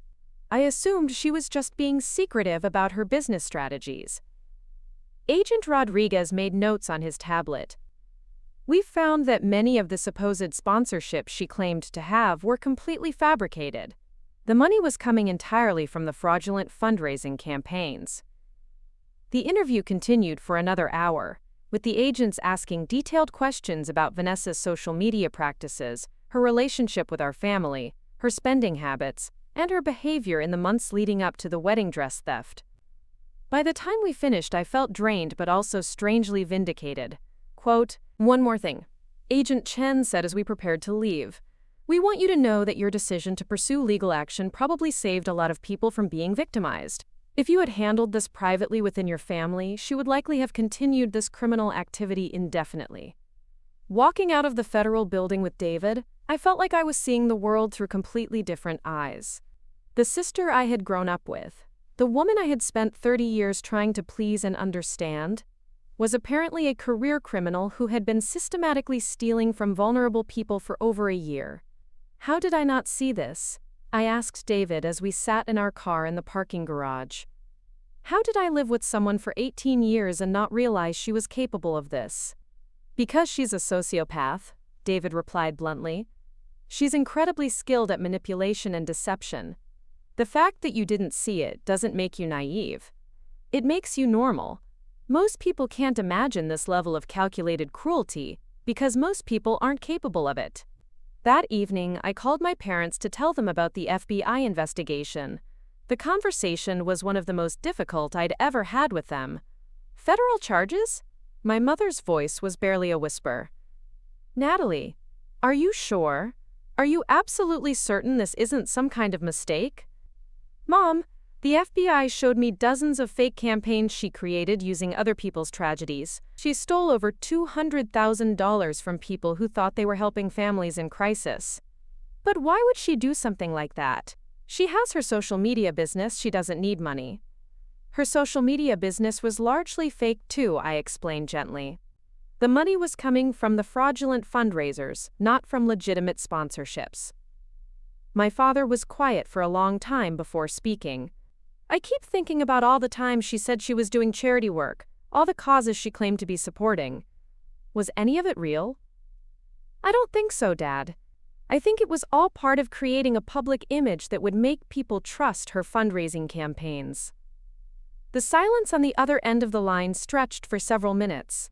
I could imagine my parents sitting in their living room, trying to reconcile the daughter they thought they knew with the criminal the FBI was describing. What happens now? My mother finally asked. She'll face federal charges for wire fraud, mail fraud, and money laundering. If she's convicted, she could be looking at significant prison time. Prison. My mother repeated the word like she couldn't quite believe it. Our daughter could go to prison. Mom, I said carefully, she committed serious crimes that hurt a lot of innocent people. She stole money that was supposed to help families dealing with tragedies. Prison is the natural consequence of those choices. But she's sick, Natalie. People don't do things like this unless they're mentally ill. She needs help, not punishment. I had been expecting this response. My mother's instinct was to find some explanation for Vanessa's behavior that would make her a victim rather than a perpetrator. Mental illness, childhood trauma, social pressure, anything that would allow the family to maintain the fiction that Vanessa was fundamentally a good person who had just made some bad choices. Mom, the FBI profiler said this kind of systematic fraud indicates antisocial personality disorder, not mental illness in the traditional sense. It's not something that can be cured with therapy or medication. It's a fundamental lack of empathy and conscience. I don't believe that, my mother said firmly. I don't believe that my daughter is incapable of empathy. There has to be another explanation. It was a conversation that would repeat itself many times over the following months, as my family struggled to accept the reality of who Vanessa really was. My parents alternated between denial and devastating grief, unable to reconcile their love for their daughter with the mounting evidence of her crimes. The media attention began a week after Vanessa's arrest, when a local news station picked up the story of the social media scam artist who had been stealing from tragedy victims. The story quickly went national, with true crime podcasts and investigative journalists digging into the details of her schemes. Suddenly, I was fielding calls from reporters wanting to interview the sister who fought back and helped expose the scam. Most of the coverage was sympathetic to me and the other victims, but some commentators criticized my decision to pursue legal action against family, arguing that I should have handled the situation privately. Sister sends sister to prison over wedding dress drama, read one particularly inflammatory headline, completely missing the broader context of Vanessa's criminal activity. The article portrayed me as vindictive and suggested that my court case had been the catalyst for Vanessa's quote, downward spiral into crime. They're making it sound like I'm responsible for her becoming a criminal. I told David as we read through the latest batch of news coverage. You know that's not true, he replied. The FBI made it clear that she was running these scams long before the wedding dress incident. You didn't cause her to become a criminal, you just refused to be her victim. The online reaction was predictably divided. Vanessa's former followers, the ones who had attacked me during the wedding dress controversy, were now claiming they had always suspected something was wrong. Many deleted their previous supportive comments and posts, trying to distance themselves from association with a convicted fraudster. But there was also an outpouring of support from people who understood that standing up to family members who abuse their positions of trust requires enormous courage. Domestic violence advocates, fraud victims, and family estrangement support groups reached out to thank me for showing that legal consequences can apply even when the perpetrator is a family member. The trial began 6 months later. I had to testify about Vanessa's pattern of manipulation and her use of social media to exploit others. Sympathy. Sitting in that federal courtroom, watching my sister in an orange jumpsuit as prosecutors detailed her crimes, felt surreal. Vanessa's defense team tried to argue that she was mentally ill, that she had been driven to crime by family trauma and social media pressure. They portrayed her as a vulnerable young woman who had gotten in over her head with what started as small lies and grew into something she couldn't control. But the prosecution's evidence was overwhelming. They had traced money flows, documented dozens of fake campaigns, interviewed victims across multiple states, and established a clear pattern of predatory behavior. The jury deliberated for less than 4 hours before returning guilty verdicts on all charges. Judge Martinez, the same judge who had officiated our wedding and handled the original wedding dress case, presided over the sentencing hearing. The symbolism wasn't lost on anyone in the courtroom. The same woman who had married David and me was now sending my sister to federal prison. Ms. Brooks, Judge Martinez said, looking directly at Vanessa, you have systematically exploited the generosity and compassion of strangers for personal gain. You have stolen money intended to help families in crisis, veterans in need, and children facing medical emergencies. Your crimes represent a profound betrayal of the social trust that allows charitable giving to exist. She paused, consulting her notes. The court has received over 60 victim impact statements from people whose photos and stories you stole for your fraudulent campaigns. Their words paint a picture of someone who showed no empathy for the real suffering of others, who saw tragedy only as an opportunity for profit. Vanessa stood silently throughout the sentencing, showing no emotion as Judge Martinez continued. However, the court also notes that your criminal activity was exposed largely due to the courage of your sister, who refused to accept your theft of her wedding dress as merely a family dispute. Her decision to pursue legal action, despite significant family and social pressure to handle the matter privately, led directly to this investigation and the protection of future victims. Judge Martinez looked toward the gallery where I sat with David, our hands clasped tightly together. Ms. Natalie Carter, your decision to stand up for yourself and demand accountability from a family member ultimately served the cause of justice for many people you will never meet. This court hopes that other victims of family financial abuse will find courage in your example.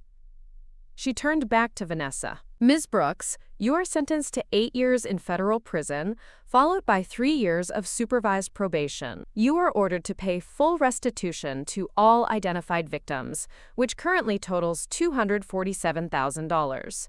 You are permanently barred from operating any social media accounts for commercial purposes and from participating in any fundraising activities. 8 years. As the gavel fell, I felt a complex mixture of emotions. Relief that justice had been served and that Vanessa couldn't hurt anyone else for a significant period of time. Sadness for the sister I had never actually had, but had always hoped existed somewhere beneath the manipulation and cruelty.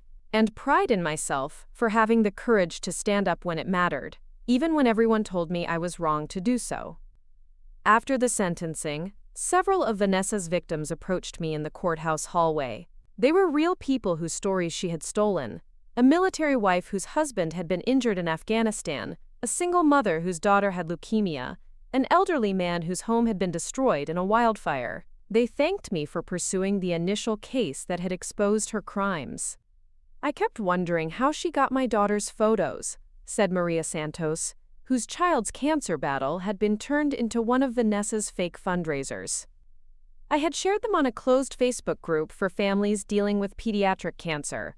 To find out that someone was using my baby's suffering to steal money from other families. It's unforgivable. The money people donated, thinking they were helping my daughter, went to fund your sister's shopping trips and vacations, added James Wilson, the father of a child with special needs whose story had been appropriated. What kind of person sees a disabled child and thinks, this could make me money? Hearing directly from Vanessa's victims reinforced something I had been learning over the past year. My decision to pursue legal action hadn't been about a wedding dress or sibling rivalry or family drama. It had been about refusing to enable someone who saw other people's pain as an opportunity for personal gain.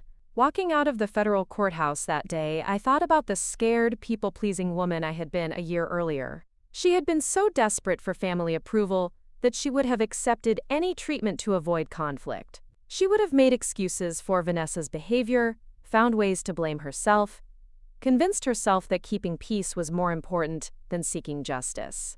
That woman had been replaced by someone who understood that real love doesn't enable destructive behavior, that real family doesn't steal from each other, and that sometimes the most loving thing you can do is hold someone accountable for their actions. 6 months after the sentencing, David and I received a letter from the federal prison where Vanessa was serving her sentence. It was the first communication we'd had from her since the trial, and I debated whether to read it at all. The letter was 3 pages of rambling text that alternated between self-pity and blame. She claimed that her imprisonment was, quote, destroying our parents, that I was tearing the family apart by refusing to visit her or accept her collect calls. She insisted that her crimes had been blown out of proportion and that she was being punished too harshly for what amounted to, quote, borrowing money with the intention to pay it back.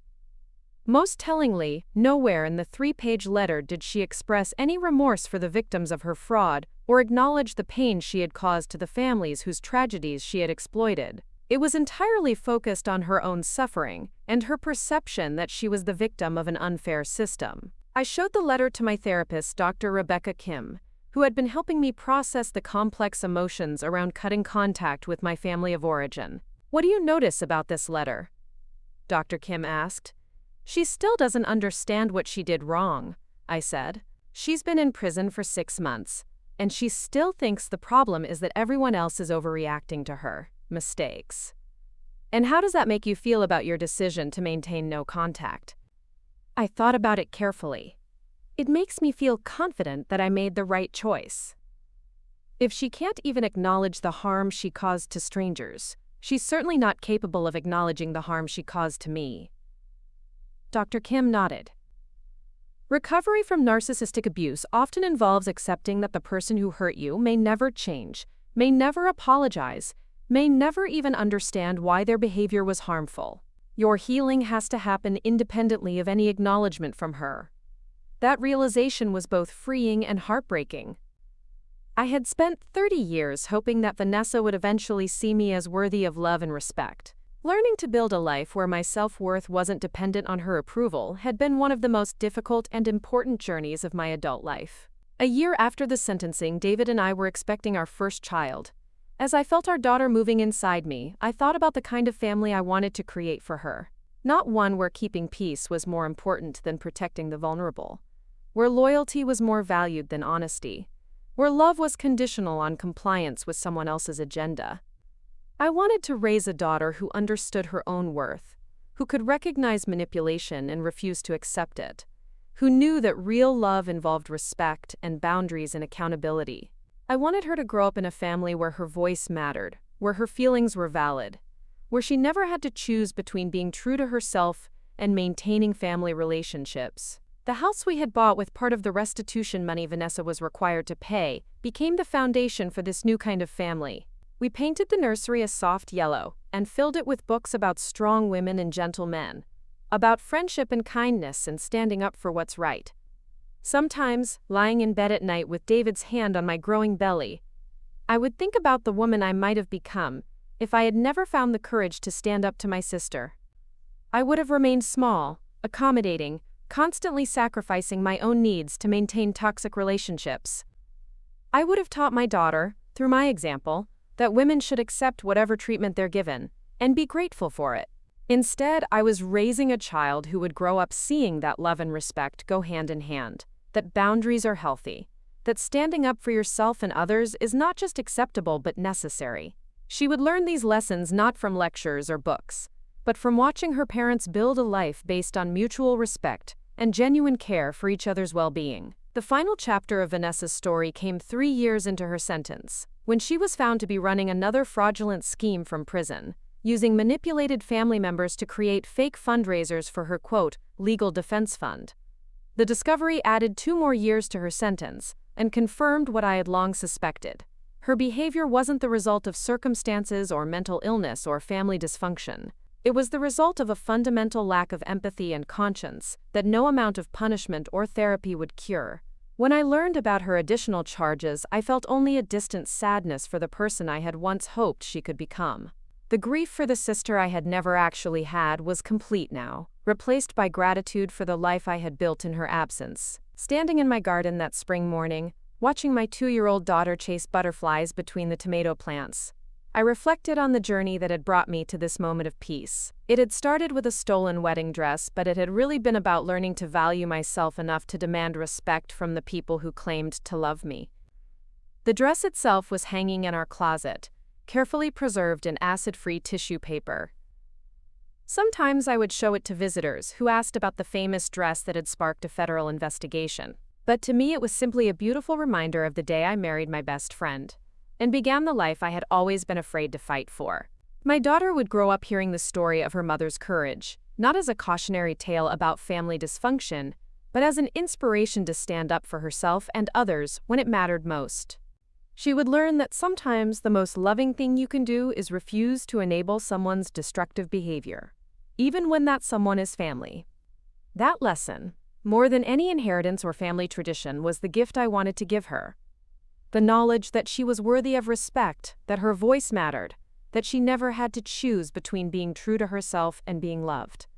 The morning sun warmed my face as I watched my daughter discover a ladybug on a leaf, her delighted laughter filling our peaceful garden. This was the life I had fought for when I stood up to my sister, pursued justice through the courts, and refused to let anyone convince me that I was asking for too much. It was a life where love was unconditional but respect was earned, where family meant safety and support rather than manipulation and control, where my daughter would grow up knowing that she was valued for exactly who she was. In the end, that was worth more than any dress, any amount of money, or any relationship built on my willingness to be diminished. It was worth everything.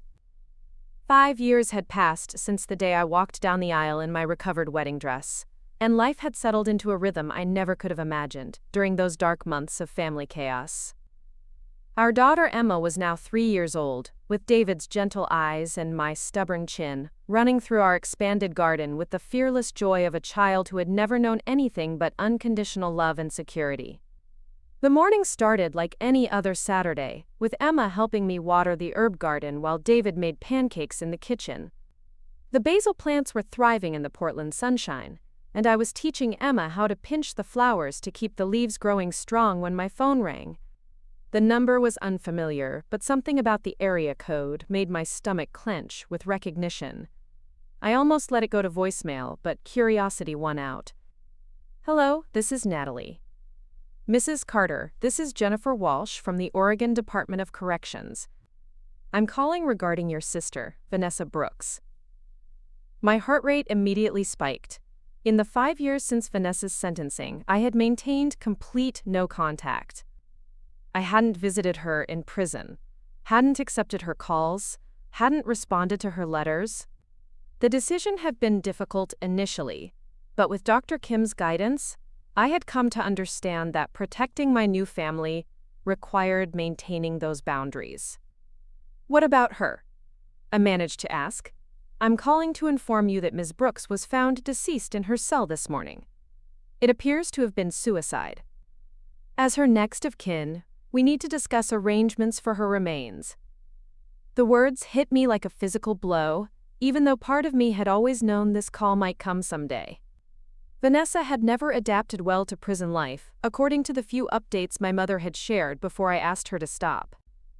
She had been caught in multiple schemes, lost privileges regularly, and struggled with the reality that her manipulation tactics didn't work in a controlled environment.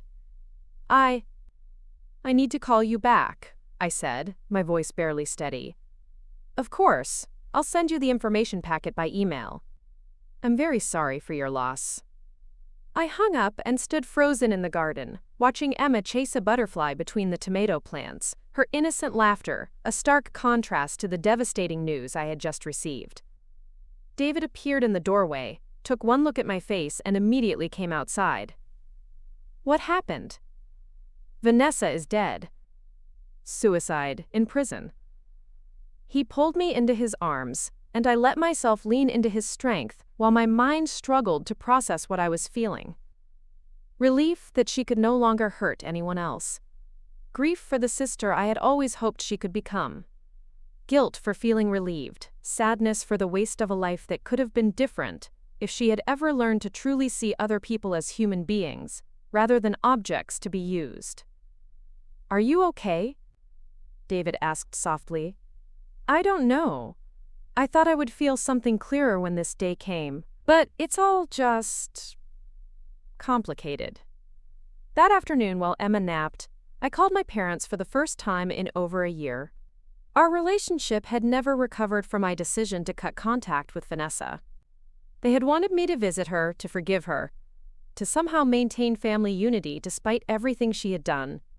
When I refused, they gradually pulled away from me as well, unable to reconcile their love for both daughters with the reality of what Vanessa had become. My mother answered on the first ring, her voice raw with grief. Natalie, did you hear? Yes. The prison called me. Mom, I'm so sorry. She broke down crying, and for several minutes we sat on the phone in shared silence broken only by her sobs. When she finally spoke again, her voice was small and broken. I keep thinking about when she was little. Remember how she used to bring me flowers from the neighbor's garden? She thought she was being helpful, but she was just taking things that weren't hers to take.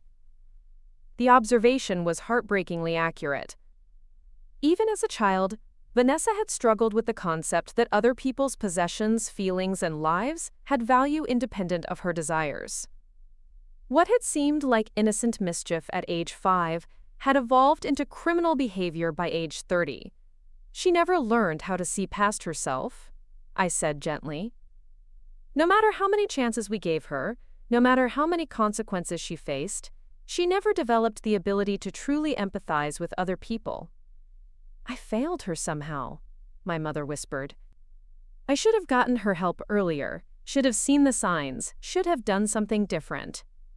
Mom, you can't cure someone who lacks empathy. You can't love someone into developing a conscience they were never capable of having. This isn't your fault. It was a conversation I had wanted to have with my mother for years, but the grief of the moment made it possible in a way that previous attempts had not. She was finally ready to hear that some problems can't be fixed with more love, more understanding, or more chances. Will you come to the funeral? She asked. I thought about it carefully. Part of me wanted to say yes, to try to rebuild the relationship with my parents that had been another casualty of Vanessa's behavior. But attending Vanessa's funeral would mean sitting through eulogies that portrayed her as a troubled but fundamentally good person, who had been failed by the system, by her family, by circumstances beyond her control. I can't, I said finally.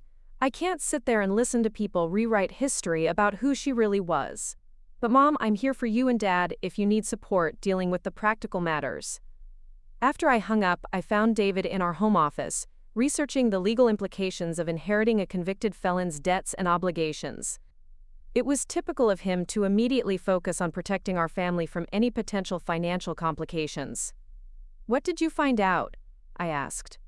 Good news is that her debts don't transfer to you, and the restitution orders died with her. Bad news is that there's no estate to speak of. Just some personal items in storage and about $300 in a prison commissary account. What about her social media accounts? Her online presence? Still active, actually. Someone's been maintaining them, probably an automated service she set up before going to prison. They're still posting generic wellness content and trying to sell affiliate products. The idea that Vanessa's digital ghost was still out there, still trying to monetize people's trust and vulnerability, felt deeply disturbing. Even in death, she was continuing to operate schemes designed to exploit others. Can we get them shut down? I'll look into it. If she set up automated systems before her death, it might take some legal maneuvering to prove she's deceased and get the platforms to disable the accounts. That evening, as we sat on our back porch watching Emma play in the sandbox David had built for her, I felt the weight of everything that had happened settling over me like a thick blanket. The sister who had shaped so much of my early life was gone, and with her death came the final end of any possibility that she might someday understand the harm she had caused, or feel genuine remorse for her actions. Do you think I should feel worse about this? I asked David. People are going to expect me to be devastated, to put aside everything that happened and just grieve for my sister. You get to feel however you feel, he replied firmly. You don't owe anyone a performance of grief that you don't actually experience. You mourned the sister you wished you had years ago. Today you're just getting confirmation that the person who actually existed is no longer able to hurt anyone else. His words helped clarify something I had been struggling with all day. I wasn't grieving for Vanessa herself. I was grieving for the finality of knowing that she would never become the person I had hoped she could be. That chapter of my life was now permanently closed, with no possibility of a different ending. The next few days brought a steady stream of calls and messages from extended family members, old friends, and even some reporters who had covered her original fraud case. Most people expressed condolences and asked about funeral arrangements. A few had the audacity to suggest that I must be feeling guilty about my role in driving her to this point. If you hadn't pressed charges over the dress, my cousin Jennifer said during one particularly difficult phone call, she might never have gone to prison. She might still be alive today. She went to prison because she stole over $200,000 from families dealing with tragedies. I replied calmly.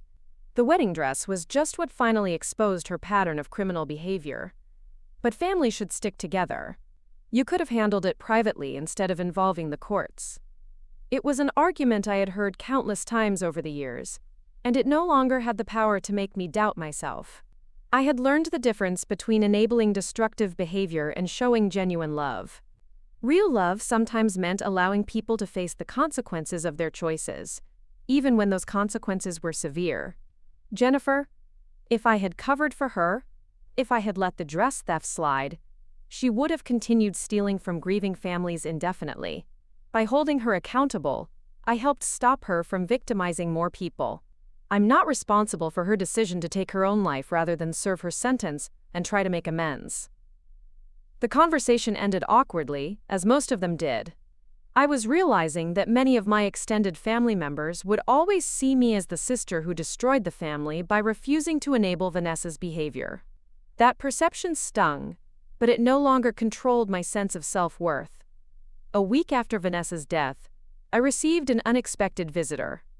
Dr. Patricia Williams, the forensic psychologist who had evaluated Vanessa during her sentencing, appeared at my door on a sunny Tuesday afternoon. Mrs. Carter, I hope you don't mind me stopping by unannounced. I wanted to speak with you about your sister's case and what we learned from it. I invited her in for coffee, curious about what insight she might have gained from working with Vanessa in prison. I've been studying cases like your sister's for over 20 years, Dr. Williams began, settling into our living room chair. What made her case particularly interesting was how clearly it demonstrated the progression from small-scale family manipulation to large-scale criminal fraud. You mean there was a pattern? Absolutely.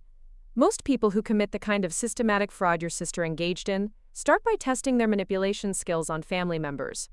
They learn what works, what people will excuse or overlook, and how to craft narratives that generate sympathy and compliance. She explained that Vanessa's childhood and adolescent behavior, the constant need for attention, the willingness to lie about small things, the pattern of taking things that belong to others and then claiming she was trying to help, had all been preparation for her eventual criminal career. The wedding dress theft wasn't an isolated incident of sibling rivalry, Dr. Williams continued. It was your sister applying techniques she had perfected on your family to a broader criminal enterprise. By standing up to her when she stole your dress, you essentially forced her to reveal methods she had been using on strangers for financial gain. So if I had just let it go, she would have continued escalating.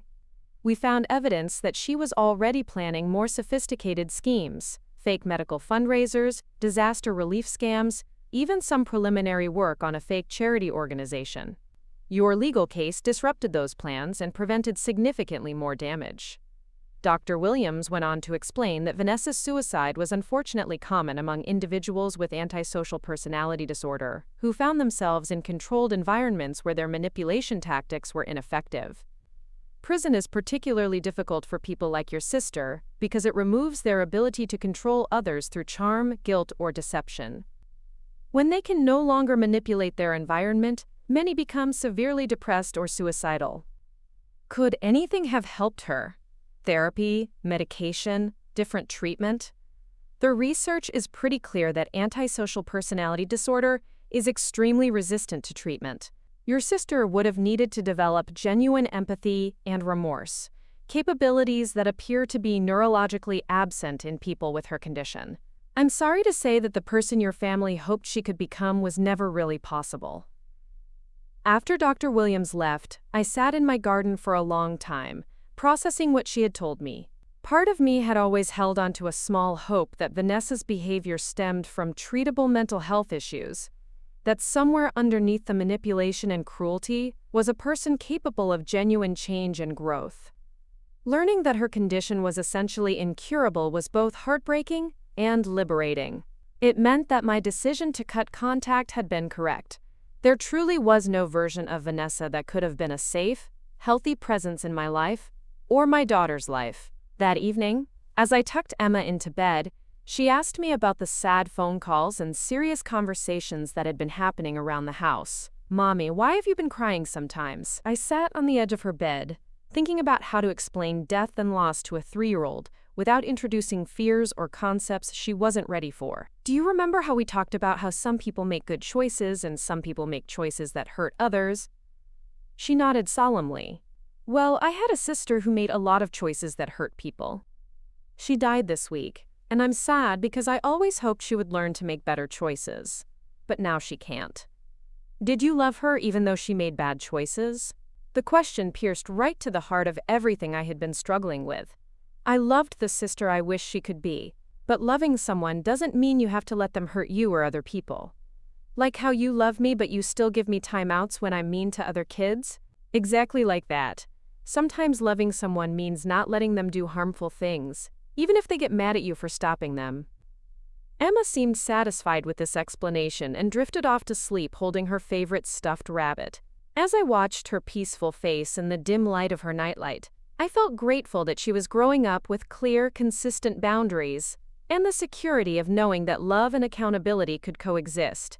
The funeral took place on a rainy Thursday afternoon at a small chapel in southeast Portland. I didn't attend, but my mother called afterward to tell me about it. Only about 20 people had come: my parents, a few distant relatives, 2 former co-workers from Vanessa's legitimate jobs, and surprisingly, 3 women who introduced themselves as fraud victims who wanted to witness the end of her story.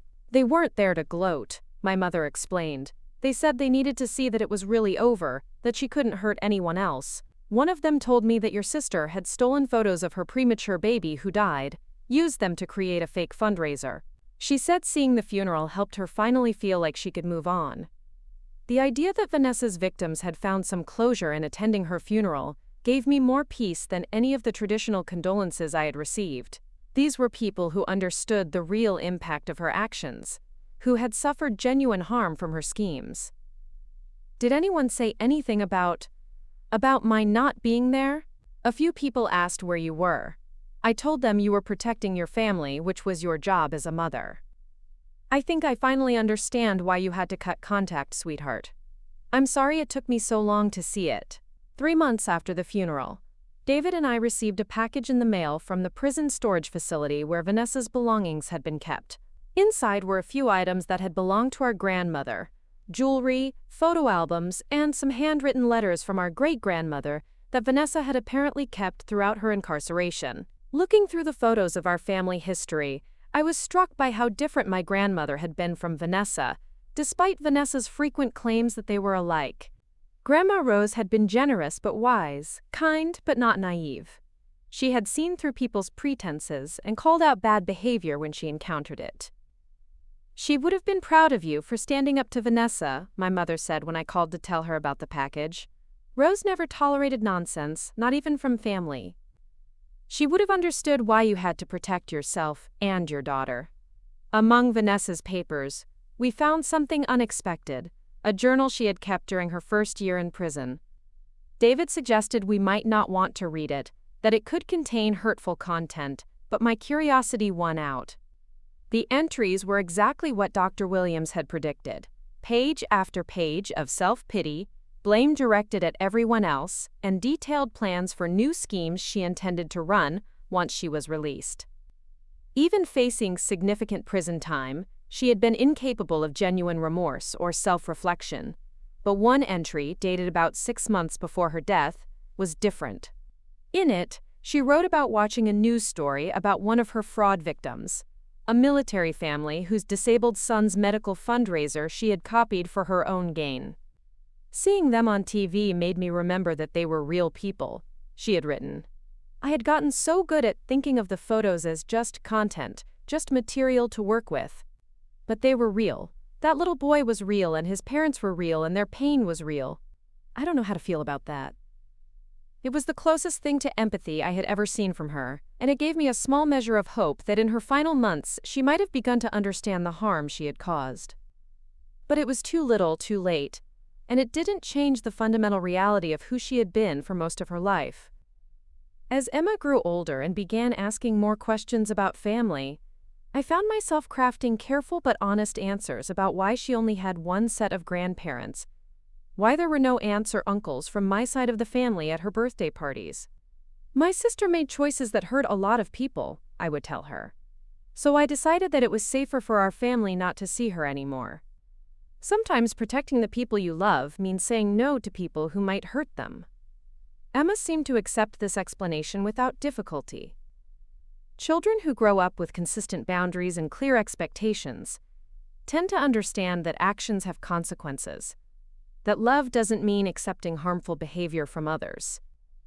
On Emma's 4th birthday, as I watched her blow out her candles surrounded by friends who genuinely cared about her happiness, I thought about the different kind of family I had created for her. She was growing up knowing that she was valued for who she truly was, not for what she could provide to others. She was learning that relationships should be based on mutual respect and kindness, not on one person's ability to manipulate or control others. Most importantly, she was seeing through my example that it's possible to build a life filled with genuine love and security, even after cutting ties with people who treated you poorly. She would never have to choose between protecting herself and maintaining family relationships, because the family we had built prioritized everyone's well-being equally. As I write this now, 7 years have passed since I first stood up to my sister over a stolen wedding dress. Emma is in kindergarten, David has been promoted to senior partner at his law firm, and our garden produces enough vegetables to share with half the neighborhood. The dress itself still hangs in our closet, carefully preserved, but no longer a symbol of trauma or conflict. Now it represents something entirely different. Proof that standing up for yourself can lead to a life beyond anything you originally dared to dream. Sometimes people ask me if I regret taking legal action against my sister, if I wish I had handled things differently, if I feel responsible for the chain of events that ultimately led to her death. The answer is always the same. I regret that she was never able to become the person I hoped she could be, but I don't regret protecting myself and my family from her destructive behavior. The most important lesson I learned from those difficult years is that you can't love someone into changing if they don't want to change. You can't fix someone who sees nothing wrong with their behavior. You can't build a healthy relationship with someone who views other people as objects to be used rather than human beings to be respected. But you can choose to build a life surrounded by people who do see your worth, who do treat you with respect, who do prioritize your well-being alongside their own. You can create a family, whether biological or chosen, based on genuine love rather than manipulation and control. Standing in my garden this morning, watching Emma help David plant this year's tomatoes, I felt profoundly grateful for the courage I found 7 years ago to demand better treatment from the people who claimed to love me. That single decision, to refuse to accept my sister's theft of my wedding dress, had led to everything beautiful in my life today. The scared, people-pleasing woman who had been willing to sacrifice her own happiness to maintain toxic family peace was gone, replaced by someone who understood that real love requires respect, that boundaries are healthy, and that protecting yourself and the people you care about is not selfish. It's necessary. My daughter will grow up knowing these truths from the beginning, never having to learn them the hard way as I did. She'll know that she's worthy of love that doesn't come with conditions, respect that doesn't have to be earned through self-sacrifice, and relationships that build her up rather than tear her down. That knowledge, more than any inheritance or family tradition, is the greatest gift I can give her. The understanding that she never has to choose between being true to herself and being loved, because the right people will love her for exactly who she is. Up next, you've got 2 more standout stories right on your screen. If this one hit the mark, you won't want to pass these up. Just click and check them out.